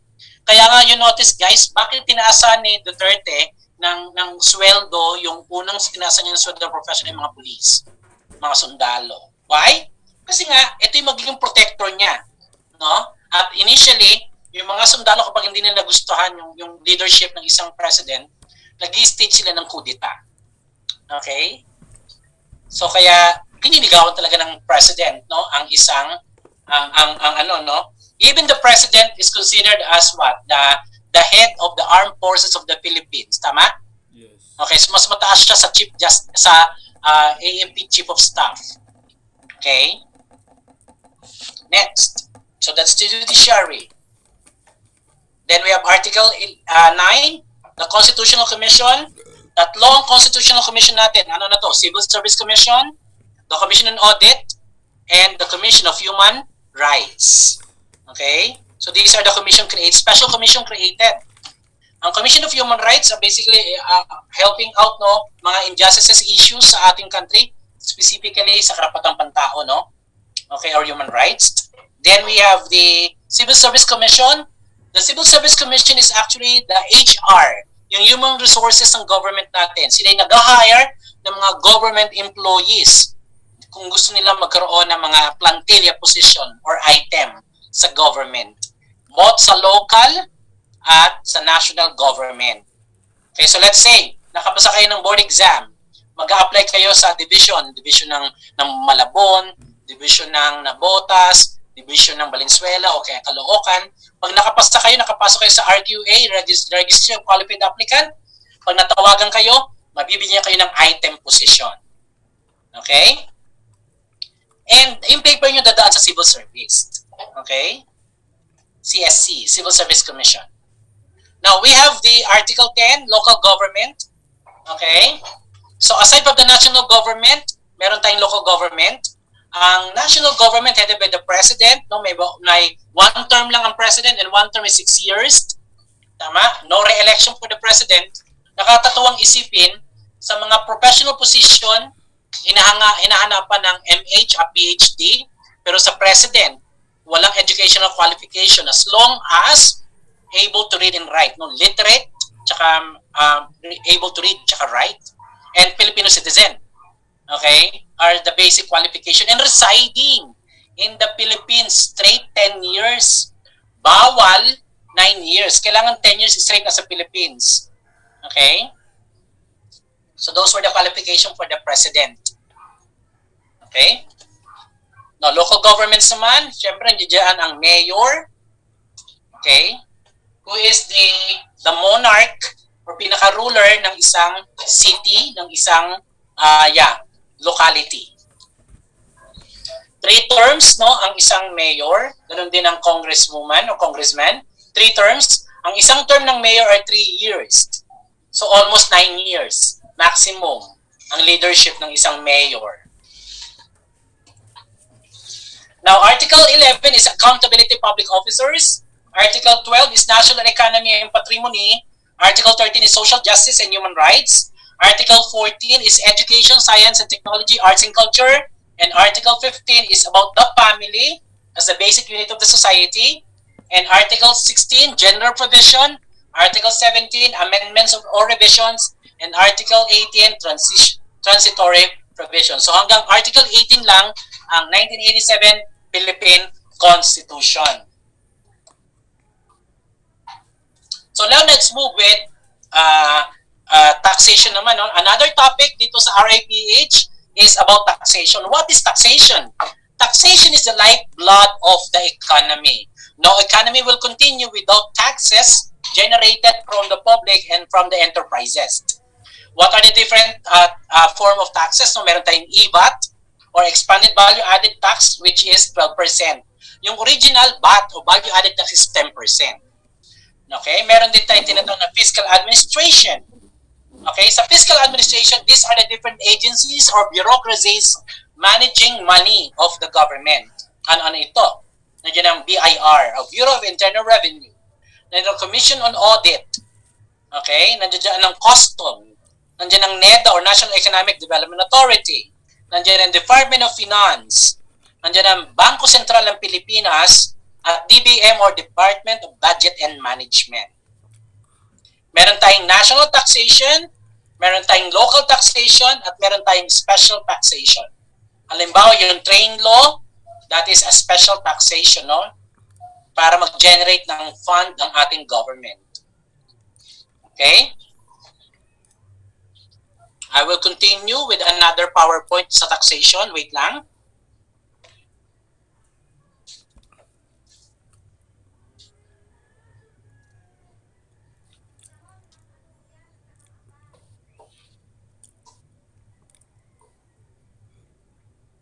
So allow me to share my screen right now on the concept of taxation, guys. So I was able to finish discussing to you Constitution, the form of Constitution from 1898, 1935, 1943, 1973, hanggang 1986 until with the current yung 1987. And I had already enumerated the different articles tsaka yung essential aspects, no? Nag-inject na rin ako ng special discussion on the different articles. So let's now have this taxation discussion.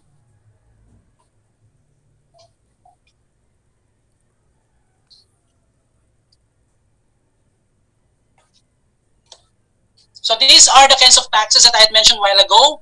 Meron tayong national taxes, local taxes, special taxes. So what are the examples of national taxes? We have capital gain tax. Okay, it's an 6% capital gain tax is imposed for every Filipinos. Okay, presumed gain from the sale of the real property located in the Philippines. So it is for the real property, which is classified as capital asset based on the gross selling price, the BRI zonal valuation, and assessed value of the property, whichever it's the highest. So 6%, no? Yung linidivide na tax para sa capital gain tax on the selling of a certain property. Okay? Next, meron tayong DST or Documentary Stamp Tax. The Documentary Stamp Tax is a tax on loan agreements. So pag may mga naglo-loan sa isang financial institution, meron doong seal, okay, na nilalagay and they pay this particular seal. Kasi documentary stamp yon.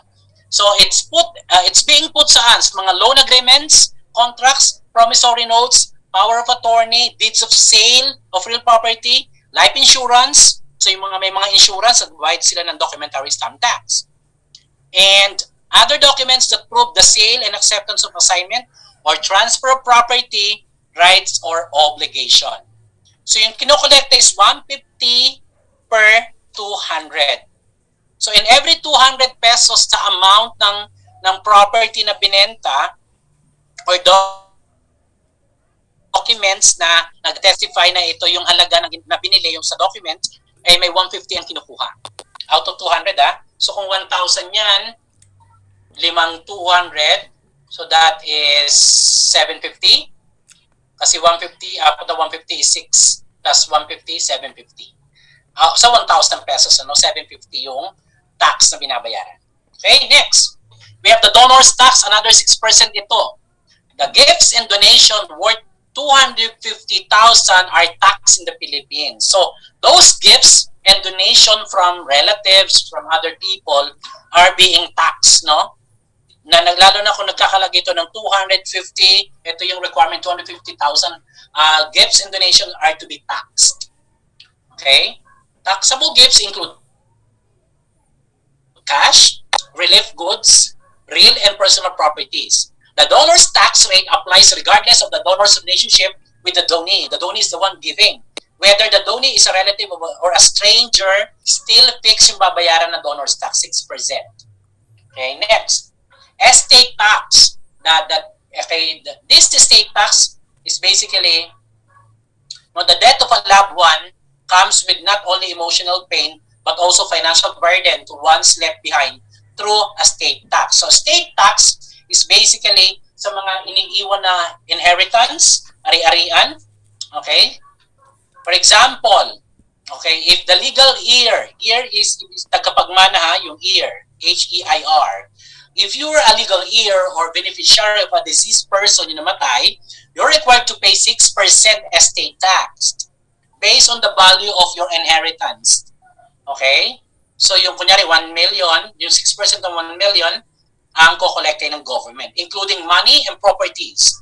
So kung pera yan, 3 million ang binigay sa'yo, so 6% of 3 million, that would be the tax be taken from that money na tinanggap mo. Less allowable deduction before it's transferred to the name of the person. Now we have the income tax. The income tax is the most familiar tax among employees who gets deduction every payday and businesses that file taxes on their earning with the earning with the BIR.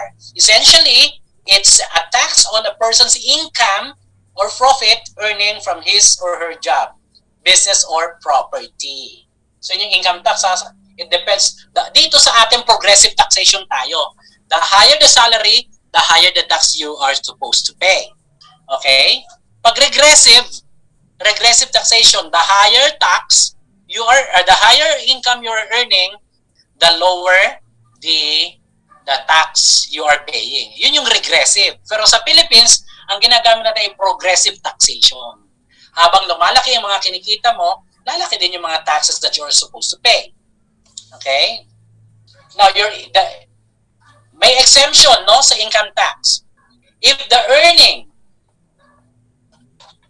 is below 250, like 20,000 or less per month, exempted ka sa pagbabayad ng income tax. Okay? So, at least may exemption. Employed and self-employed people who earn this threshold pay at 20% to 35% income tax. So, mas malaki pag mga self-employed. Okay? From January to 2023, income tax rate will be reduced to at least, kasi tayo ang isang bansa sa may pinakamalaking taxes sa binabayaran sa buong mundo. Okay? So at least ma-reduce, no? From, okay, yung amount to be paid. Next, income tax. Instead of using income tax rates, self-employed and mixed income individuals with gross of annual sale of 3 million or less may opt to pay 8% tax or gross sales. So 8% ano para sa mga self-employed na nag-gross ng income o yung total amount. Sabing gross kasi total, wala pang bawas. Kasi ang net, okay, income na may bawas. Yung gross, walang bawas. So let's say, pumirma ka ng kontrata, ang sweldo mo ay 50,000 a month. Okay, but you are only receiving, let's say, 35. Yung 50 gross, yung 35 is net income. Okay? May bawas na. Percentage tax rates, these are tax ranges from 1% to 30% based on the gross sales or receipts, depending on the nature of your business.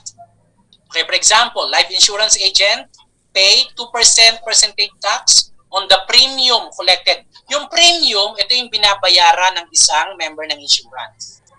Ang tawag natin premium, yung contribution niya. Okay? So, ito yung computation sa EVAT tsaka VAT. Before, ilang percent yung VAT? Value added tax is 10%. Pero ngayon, 12% na yung EVAT natin. Okay? 12% of the gross selling price of monetary value, 12%. Sa sales of goods and properties, 12%. Sa sales of service, use of properties, 12%. Importation of goods, 12% din yung VAT. Okay? And export sales and other zero-related sales. Okay? Next, sa VAT exemption. Sino mga exempted in paying value-added tax? Okay, the PWDs or people with disabilities or yung mga challenged people, yung mentally challenged, yung physically challenged, okay, are exempted from paying VAT or value-added tax. Medicine for diabetes, high cholesterol, and hypertension, they don't pay tax. Raw agricultural tsaka marine food products exempted sa paying ng tax. Medical, dental, hospital, tsaka veterinary services are exempted from rendered by professional are exempted from paying tax. Educational services such as school, okay, mga private, tsaka, lalo na ang public, private school, okay, are accredited by DepEd and CHED and TESDA, mga association dues, membership fees, other fees collected, and homeowners association and condominium corporation are my VAT exemptions. Real properties sold not in course of business, okay, subject to capital gains only instead. List of residential properties with a monthly rental fee of 15,000 or less.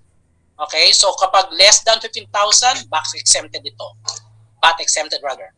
Goods, services, and properties sold or leased with gross annual sales receipts not exceeding 3 million. Pag hindi nag-exceed ng 3 million, it's VAT exempted. Now, meron tayong withholding tax.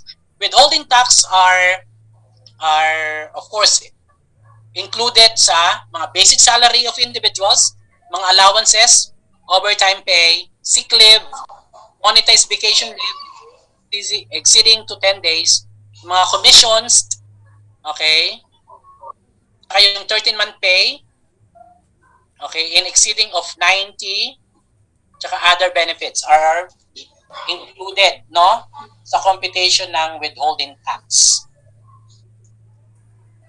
Okay? So let's now move with, yung minention ko mga national taxes. Now we move with the local taxes. Okay, first local taxes here is the real property. Okay? So do you own a house and lot, condo unit, building, or piece of land? You should be paying a real property tax. We call it amilyar, no? Or RPT, real property tax. Sa Tagalog, amilyar. Every quarter of the year is the actual schedule of payment. The real property tax, local known as amilyar, covers the following types of real property. Ano na ito? Residential unit, commercial unit, agricultural land, industrial place, timberland, tsaka minerals. Yung depositories of minerals, okay, are subjected for real property tax. Now, real property tax rates vary per city. Bawat city, iba-iba ang computation, walang standardized. Okay? So, the real property tax vary from every cities or municipality in the Philippines. In Metro Manila, property owners pay up to 2% of the assessed property value. In the province, the maximum real property tax is 1% of the actual amount of the property. So at least, yan yung computation. Sa Metro Manila, 2% ang real property tax. So provinces, sa mga rural areas, merong 1% computation. Who are exempted from real property tax or RPT payment? Okay? These are the churches, mga charitable institutions, okay, and cooperatives. They don't pay real property tax. Okay? Next. The tax on business of printing and publication. Okay, so kung may negosyo ka ng printing press, okay, mga publication, gumagawa ng libro, mga iba-ibang mga documents, okay, printing documents, they are also subject for that. The Local Government Code of the Philippines authorizes LGU to collect taxes from printing and publication. So LGU ang nagmamanage nun. Okay, the printing and publication businesses that produce books, cards, poster, tarpaulins, pamphlets, leaflets, and other similar materials are subjected for the Local Government Code of the Philippines payment of real property tax. Okay, the maximum rate for this local tax is 50%. Is yung maximum 50%. 1% of the gross annual receipt of the previous calendar year. For newly opened printing publication business, the maximum rate is 1/20. 1% of the capital investment. Now, franchise tax naman. The franchise tax is if you're running a company and generally, hindi naman ikaw talaga yung the developer of that company's name, okay, that's a franchise, no? Ginagamit mo yung pangalan ng ibang company. Okay, if you're in a franchise business, your LGU may require you to pay your franchise tax with the same maximum rates of tax of the business and printing, either 1% or 2%. Okay? So, yan sa franchise tax. Okay, next, tax on sand and gravel. Lalo na yun sa mga provinces na kumukuha ng mga buhangin, gravel, mga graba, no? Okay, tax on sand, gravel, and other quarries or quarrying yung method, ha? Quarrying is the process and procedures of getting sand and gravel from rivers and other areas. Okay? Next, this tax that you have to pay, okay, is for the permit, okay, that you wanted to get that particular sand and gravel from that city. Okay? The sangguniang palalawigan, okay, will be the one on the top for the issuance of the permit for the quarry site resources for public lands, waters in the province. The maximum rate is 10%. Okay, pinaka-highest na yon of the fair market value per cubic meter of the quarry resources you are extracting. Professional tax, ito naman yung sa mga professionals na sa examination, board examination or licensure examinations. Professional bar exam, board exam, and other examination avenues, no, like board exam, lawyers and doctors, engineers, CPAs pay a professional tax up to 300 pesos every year to the city or province where they practice their profession and hold their where they are working in such particular office. Okay, so lahat nagbabayad sa city. Okay? Pero guys, iba pa rin yung no, kasi nagre-renew ka ng ng license mo sa PRZ. Okay, so if you practice two profession at the same time, example CPA ka and a lawyer, you should pay both the professional tax imposed on the lawyers and CPA. So ayan so hindi forget professional ka na, isa lang ang babayaran mo, you should pay. Okay? So kung dalawang profession ang pinapractice mo at kumikita ka doon, you have to pay both taxes, professional fee taxes. Okay?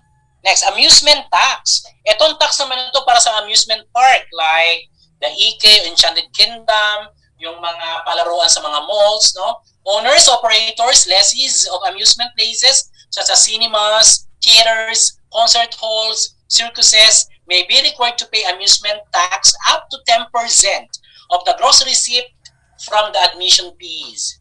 The amusement tax is passed on to customers by including it in the admission or in ticket price. So on the binabayaran ng customers yung tax na yon. At generally, nagbabayad din yung amusement park na yon sa city, no, na nakakasakop sa nakatayo yung kanyang business. Annual fixed tax. These are annual fixed tax for delivery trucks or vans. Yung mga delivery services, business ito. A tax up to 500 pesos applies to every truck or van or any vehicle that manufacturers, producers, and dealers and retailers are using for the delivery purposes of goods such as soft drinks, cigarettes, alcohol products to consumers and sales outlet within the province. So, yan yung binabayad ng annual fixed tax, for those vehicles na ginagamit for delivery purposes. Business tax naman, or business taxes, are municipalities or cities may require business tax within their area, including manufacturers, wholesalers, distributors, exporters, contractors, retailers, and banks, to pay graduated fixed tax, percentage tax, or both. Business tax on the local level are paid in addition to the excise tax, percentage tax, or VAT paid to the BIR. We have the barangay tax, like mga sedula, no? Okay? So if you are thinking to establish your own sari-sari store or any enterprise or business, you have to secure permit sa barangay. Okay? So you'll be paying retail business tax. Okay? And the barangay will require you to pay a tax up to 1% of the annual gross sales and receipts of your business. Okay, the barangay tax covers small retailers which fix business establishment, meaning peddlers, okay, yung mga business on wheels, mobile vendors are exempted. No, meaning peddlers and mobile vendors are exempted from paying such tax. Kasi yung peddlers at yung mobile vendors are considered informal sector na yon. Okay, they do not pay taxes. Yun nga lang, nag-earn sila pero they're not paying tax to the government. Kaya gumagawa na ng government ngayon ng policy, no, para ma-tax itong mga tao na to. Halimbawa, those who are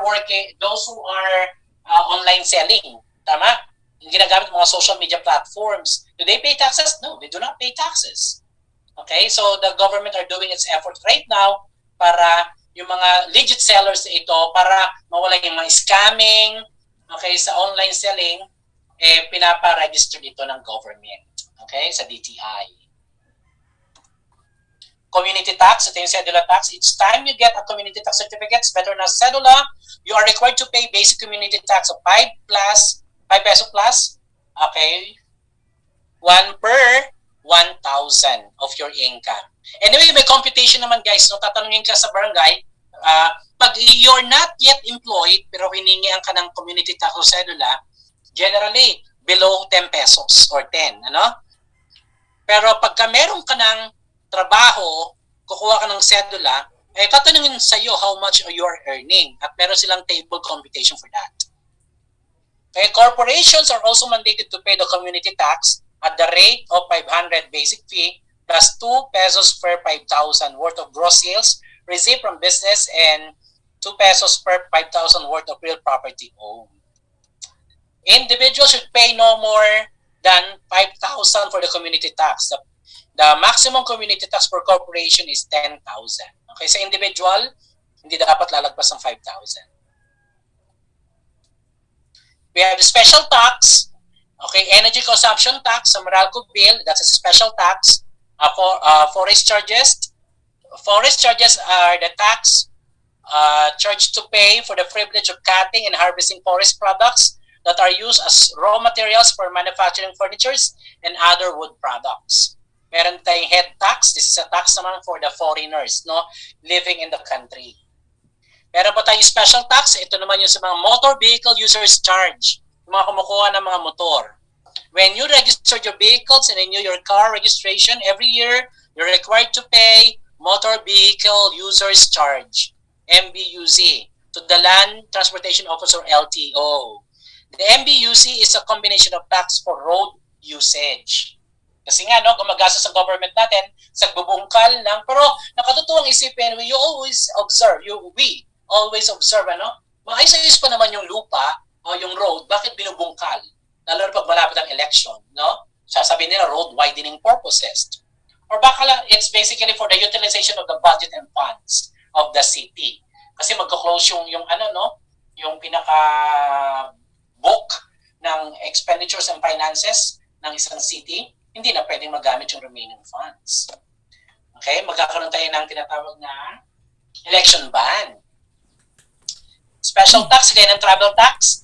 The Republic Act 9593, Tourism Act of 2009, 50% of the travel tax collection go to the Tourism Infrastructure and Enterprise Zone Authority o TIEZA project and expenses. The travel tax rate is 1,620 for travelers on economy flight. Yeah, kunyari, pupunta ka ng Boracay, you'll be paying 1,620 for travelers moving from one province over another.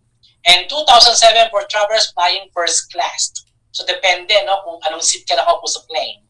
The travel tax is discounted for dependents of OFW and children aged 2 to 12. So kung may mga anak yung OFW, okay, kapag travel yung kanilang mga anak, discounted sila. Travel tax like OFW, overseas Filipino workers, Filipino permanent resident abroad, and infant age 2 and below are exempted from travel tax payment. Okay?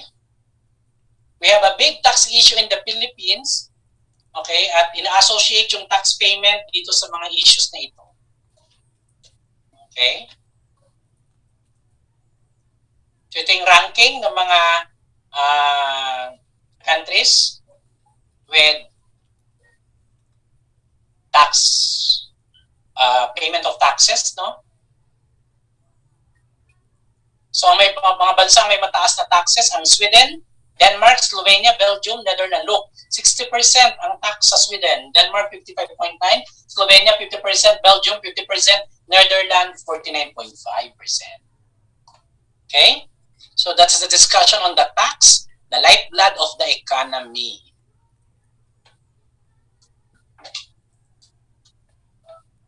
Okay, let's continue.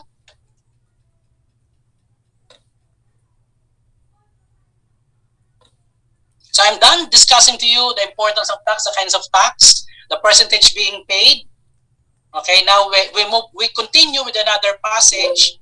Okay, dito sa ating discussion sa RIPH or Reading in the Philippine History with this topic. Wait lang. Still opening it. Charge ko lang saglit guys yung aking laptop.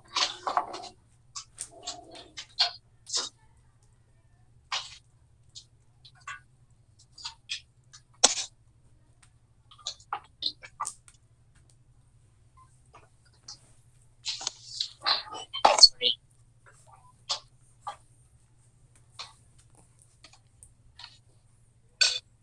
Okay.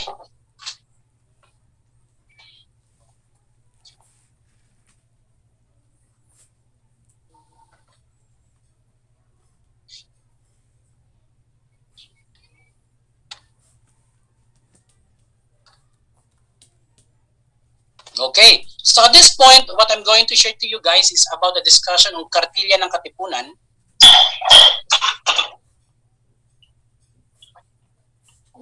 So here is the PowerPoint for the kartilya ng Katipunan. The kartilya ng Katipunan is the policy and law, no? Remember, kanina kay Emilio Jacinto. So, mag-switch code lang ako guys. Kasi what I'm using right now are some of the sources na nabuo ng mga faculty buong Pilipinas kung kami ay trainee ng CHED on how to teach Araling Panlipunan. So I made some requests to my fellow professors nung kasama ko doon sa training namin, CHED, okay, for the utilization of this material. Okay? So let's discuss, unahin natin tungkol sa talambuhay ni Emilio Jacinto na binanggit ko na kanina. Ayon kay Teodoro Agoncillo, isang kilalang mananalaysay o historiador ng UP, si Jacinto ay kilalang bilang utak ng Katipunan. Tinawag siya ni Bonifacio na kaluluwa at mata ng Katipunan. Ayon naman sa akda ni Isabelo de los Reyes, bilang siya ay kinilala bilang kanang kamay at tagapayo ng Andres Bonifacio. Siya ay nasa likod at gumigiya sa pagtatakbo ng Katipunan. Shadow siya sa pagpapatakbo ng Katipunan. Ipinanganak siya noong ika-15 ng Disyembre 1875 sa Tondo, Manila, sa mga magulang na sina Don Mariano Jacinto na namatay pagkatapos siya ipanganak, na isang tinedor de libro or isang bookkeeper. At ang nanay niya si Josefa Dizon, isang mahusay na hilot o kumadrona. Maliban sa pagiging isang nagpapaanak, si Josefa Dizon ay mahusay ding hilot at ayos niya, okay, nagsasaayos din siya ng mga na-disalign na buto. Okay? So parang hilot niya. Kung titignan, base sa hanap buhay ng mga magulang ni Jacinto, may tuturing na ang kanyang pamilya ay nabibilang sa lower middle class. Dahil dito, ang binanggit ni Agoncillo, Teodoro Agoncillo sa kang aklat noong 1956, na si Jacinto ay mahaba ang buhok, ginagamit na sintas ng sapatos mula sa ang sintas ng sapatos ginagamit niya bilang tali, no, sa kanyang buhok. Okay? Basahang kulay itim at sinturong mula sa laylayan ng palda ng kanyang ina na sa kahirapan ay hindi totoo datapuat nagpapakita ng isang katangian ng kabataang Jacinto na rebelde at nonconformist. So dito sa kabataan pa lang pala ni Jacinto, nonconformist siya. Hindi siya sumusunod sa standard dictates ng society natin. Okay? Next. Ayon kay Juan Sumulong, kamag-aral ni Jacinto, sa panulat ni Santos, kinakitaan na ng malalim na pagmamahal si Jacinto sa kanyang bayan, bagamat tahimik ito sa paaralan. May mga pagkakataong ipapakita nito ang kanyang kamay na bakal. Ayon ito sa aklat ni Gripaldo, tahimik na mag-aaral pero nagagalit at nagkikipag-away, no, kung kinakailangan. Next, isang maayos sa mabuting edukasyon ay nakamit ni Jacinto. Okay, at natapos niya ang elementary sa pribadong paaralan ni Maestro Pascual Ferrer.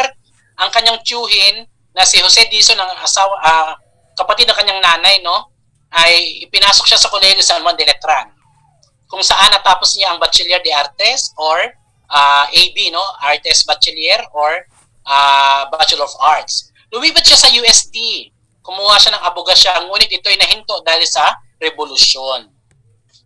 Ayon kay Gripaldo noong sa aklat niya noong 2001, sa batang edad na 18, lumahok at sumali at umanig kaagad si Emilio Jacinto sa Katipunan habang siya ay nasa pag-aaral niya sa USC ng abogasya.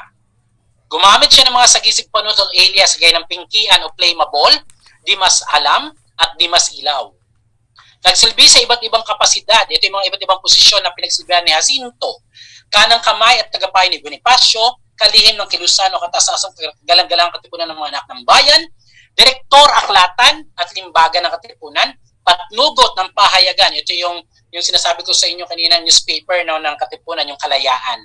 Yung aklat nila, Kartilya, pulisiya ng aklat, no? Siya ay general din ng revolusyon. Tulad ni Bonifacio, mahilig siya magbasa ng mga aklat ukol sa taktikong pangmilitar, paggawa ng dinamita at bala, at tungkol sa mga digmaan at Biblia. 2 beses siyang inatasang namuno sa mga misyon. Unang misyon, ang pakikiramay sa isang Hapon na admiral na namatay sa pamamagitan ng pagbibigay ng memorial ng emperador ng Hapon. Pangalawa, pagpanggap bilang isang Chinong kargador para makapasok sa barkong nakadaong sa Look ng Maynila, kung saan naroon si Rizal para makausap si Rizal. So nagpanggap si Emilio Jacinto upang kumbisihin na sumama sa Katipunan. Isinulat ni Jacinto ang mga sumusunod. Ang 1896 pahayag, ang 1897 na pahayag, Liwanag at Dilim, Ala Patria, Ang Kasalanan ni Cain, ang pagkakatatag ng pamahalaan sa hukuman sa silangan.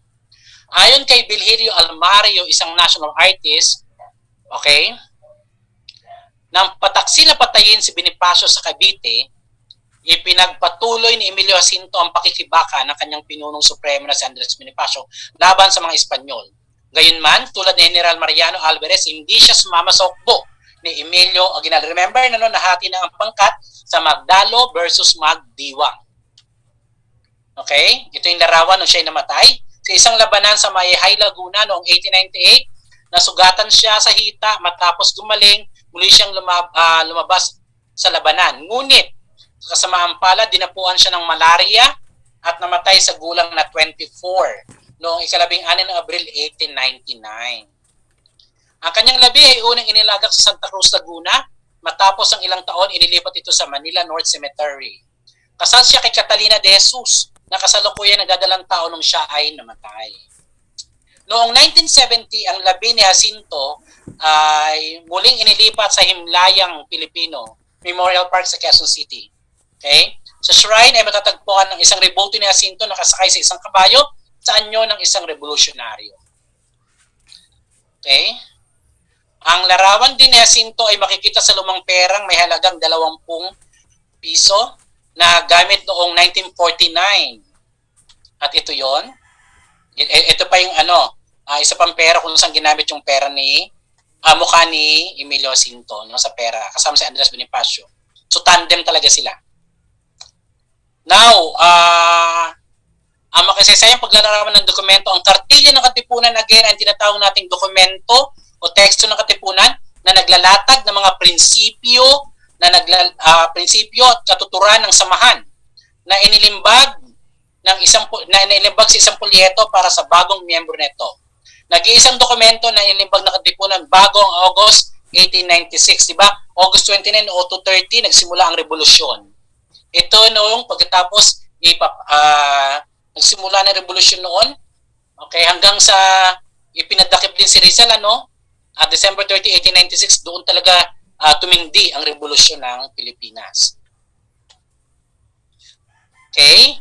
Ang unang pagtukis sa dokumento ay mababasa sa katitikan ng Supreme Assembly noong 1895 na nagsasaad na ang pahayag ay nagkakahalaga ng 4 na kwalta sa lapi. Ayon sa aklat ni Richardson, no? Yung pulyetong inilimbag ay may halaga. May presyo rather.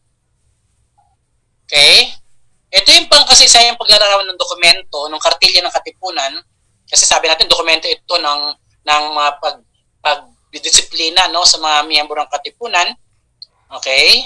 Andiyan ang paglalarawan ng propaganda, pagmamason, Revolution Francesa sa panahon ng kalalawigan. Ang kartilya ay nahawig sa isang deklarasyon ng samahan ng Mason na maaaring na isulat noong taong 1899 sa pamamagitan ng Grand Oriente Espanyol na itinatag ni Miguel Moraita. Si Miguel Moraita isa sa mga nakilala, no, ni Jose Rizal at naging kasulatan ni Rizal. Okay, na tumulong din kay Rizal nung siya ay nasa Europa.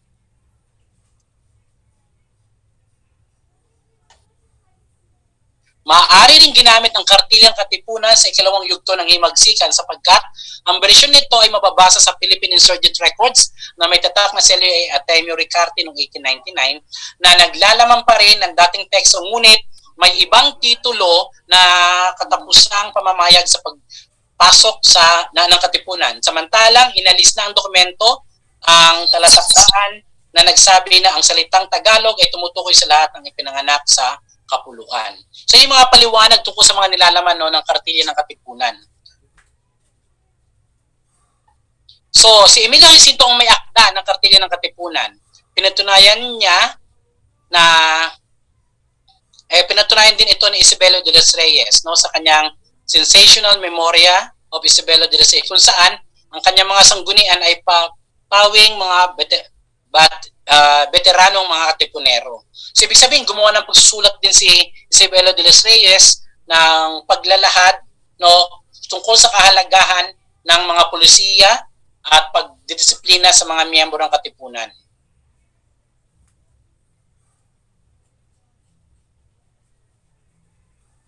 So, ito yung halimbawa ng dokumento ng kartilyang Katipunan. Okay, kunin natin yung mga nilalaman. Ano ba yung nilalaman ng ang kartilya o aral ng mga Katipunan? Okay. The light that is not concentrated to a lofty, reasonable purpose is a tree without a shade, if not a poisonous weed. Okay? So, ang kabuhayang hindi ginugol daw, ang buhay ng isang tao na hindi ginugol, isang malaki at banal na kadahilanan ay isang kahoy na walang lilim, kundi damong makamandag. So dapat daw yung buhay ng mga tao ay ginugugol niya, no, sa kapakanan ng bansa. Ikalawa, To do good for personal gain and not for its own sake, it's not virtue. Sa Tagalog o sa salin, ang gawang magaling na nagbubuhat sa pagpipita sa sarili at hindi sa talagang nasang gumawa ng kagalingan ay di kabaitan. So dapat pag gumagawa ng kabutihan ay hindi na ito pinagmamalaki pa. Okay? So tungkol ito talaga sa mga values, yung nilalaman ng kartilya ng katipunan. It is rational to be charitable and love one's fellow creature and to adjust one's conduct, act, and words to what is in itself reasonable. Ang tunay na kabanalan ay ang pagkakawang gawa, ang pag-ibig sa kapwa, at isukat ang bawat kilos, gawa't pangungusap sa talagang katwiran. Okay? So, puro papaalala ito sa mga nagiging miyembro ng katipunan. Mga dapat nilang ginagawa, mga giging behavior talaga nila dapat sa loob ng katipunan. Okay?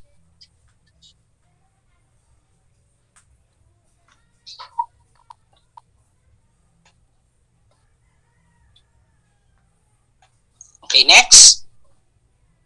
Siguro ito yung pinakauling bahagi at ibibigay ko na lang ibang materials natin.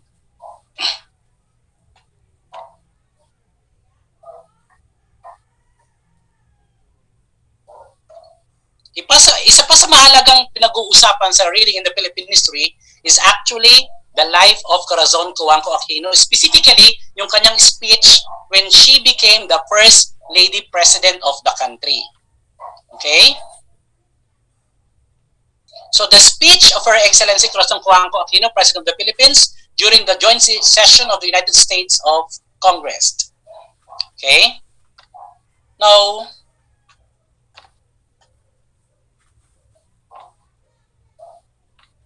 I would like you to be educated on this particular discussion na isa sa mga tumulong para sa propagation ng administration ni Corazon Cojuangco Aquino was this guy. Okay? Siya yung author na nag-propagate ng mga contribution ni Corazon Cojuangco Aquino, who became the Secretary of Foreign Affairs ng Philippines. So, si Teodoro. Okay? So, let's start with the bio note of Corazon Cojuangco Aquino. Maria Corazon Zumulong Cojuangco Aquino, graduate from St. Scholastica College, Assumption Convent, from Ravenhill Academy of Philadelphia, Notre Dame School of Manhattan, College of Mount St. Vincent of New York, and Far Eastern University in Manila. Now, ito yung author, si Teodoro Lopez Locsin, Ted Locsin, who became the Secretary of Foreign Affairs natin. Okay, who propagated the concept and idea and the works and contribution of Corazon Cojuangco Aquino. Okay, he is a graduate of Ateneo de Manila University, graduate of UST din, and a special counsel of Corazon Cojuangco Aquino. Okay, the historical background of the document, yung speech ni Cory. Actually, the speech is actually taken from her visit sa Congress kasi nga, remember, na-ousted na si President Marcos and she was now the President of the Philippines, okay, after the people power. Okay, so pinatawag siya ng Congress and she was able to deliver a good speech and a standing ovation yon. Okay? So it was an official state visit, yung pinunta doon ni Corazon Cojuangco Aquino to give a speech, no? And it was written sa Ninoy Memoirs. Kasama doon yung speech niya. Now, this mentioned, the content of this particular masterpiece mentioned the Philippine condition during the martial law. Okay? So, mention niya rin yung condition ng Philippines during the martial law, the regime of Ferdinand Marcos. Okay? Now, this is the presentation of her speech, no? Kunin mo na rin content, kasi dalawa, content tsaka context. Sa content ng speech niya, meron ito 32 paragraphs, may 120 sentences, and 2,312 words are used. It tackles about Ninoy and his heroism, the triumph of people power in the Philippines, Marcos as a dictator, and the significant role of US, okay, in the transformation of new government. So yun yung nilalaman ng kanyang speech. Sa content, presentation, salitang Ninoy Aquino was used once, father once, total, 46 yung mga words, no? Ninoy words was used 8 times, he 6 times, his 11, him 15 times, himself 1, husband 3. This is a content presentation, yung mga wordings. Kasi pag sinabing content, yung mga words na ginamit sa teksto. Next, another is democracy 24. Okay, democratic 3, total of 27. Now, freedom 6, free people 1, dictator twice, ginamit dictatorship 7 times. Okay, who is Ninoy? Who was actually mentioned sa kanyang speech at US Congress, no? Okay. This is the guy during the time of Marcos. Sabing pre ni Marcos, who longed for a freedom daw. Okay? The whole nation honored him. He's a pleasing sacrifice that answered their prayers for freedom. A loving husband and a father, kala Chris, kala Noynoy, kala Balzi. His, okay? Kept the spirit of the institution of democracy while he was a politician through his write-ups and writings. He worked as a press, in the press, sa Congress, sa judiciary, and he propagated the concept of Bill of Rights, no, sa mga Pilipinos. He was tortured and executed, tried for subversions and murder. Okay? He was a determined leader of the country. He was a dictator called him. The dictator Marcos called him nobody, according to the writers of Loxina. His death is country's resurrection. When he died, the country was resurrected, no, and the rebirth rather of the Philippine democracy. He's an advocate of democracy. Now, who's Marcos on the speech? Okay, he was the one who demolished the democracy in our institution. He cheated the election. He was so arrogant, as expressed by the Locsin in his write-ups. Specifically, kasi siya yung gumawa ng speech eh. Si Locsin ang gumawa ng speech si Cory. Set aside democracy to save it from a communist insurgency and stole the national debts of the Philippines. He's a president turned dictator, a traitor to his oath, suspended the Constitution and shut down the Congress through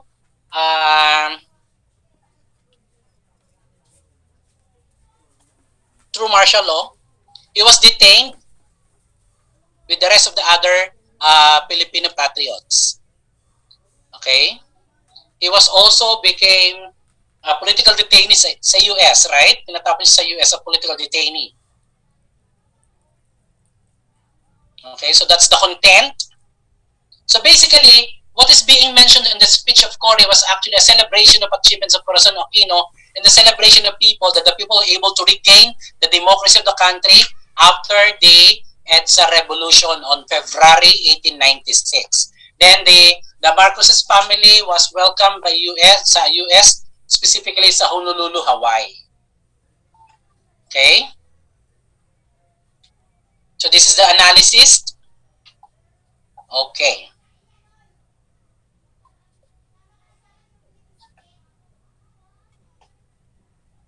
So that is about the speech of Corazon Cojuangco Aquino.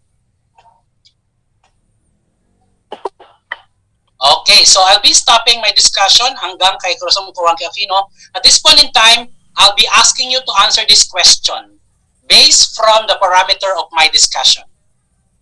Okay, would you mind to get a piece of paper, please? Kahit scratch lang, guys. Would you mind to get a piece of paper? Let's assess and evaluate our learning from the series of discussion that I had made from the beginning of the concept of history down to the PowerPoint on Corazon Cojuangco Aquino's speech in US Congress. Okay, ready?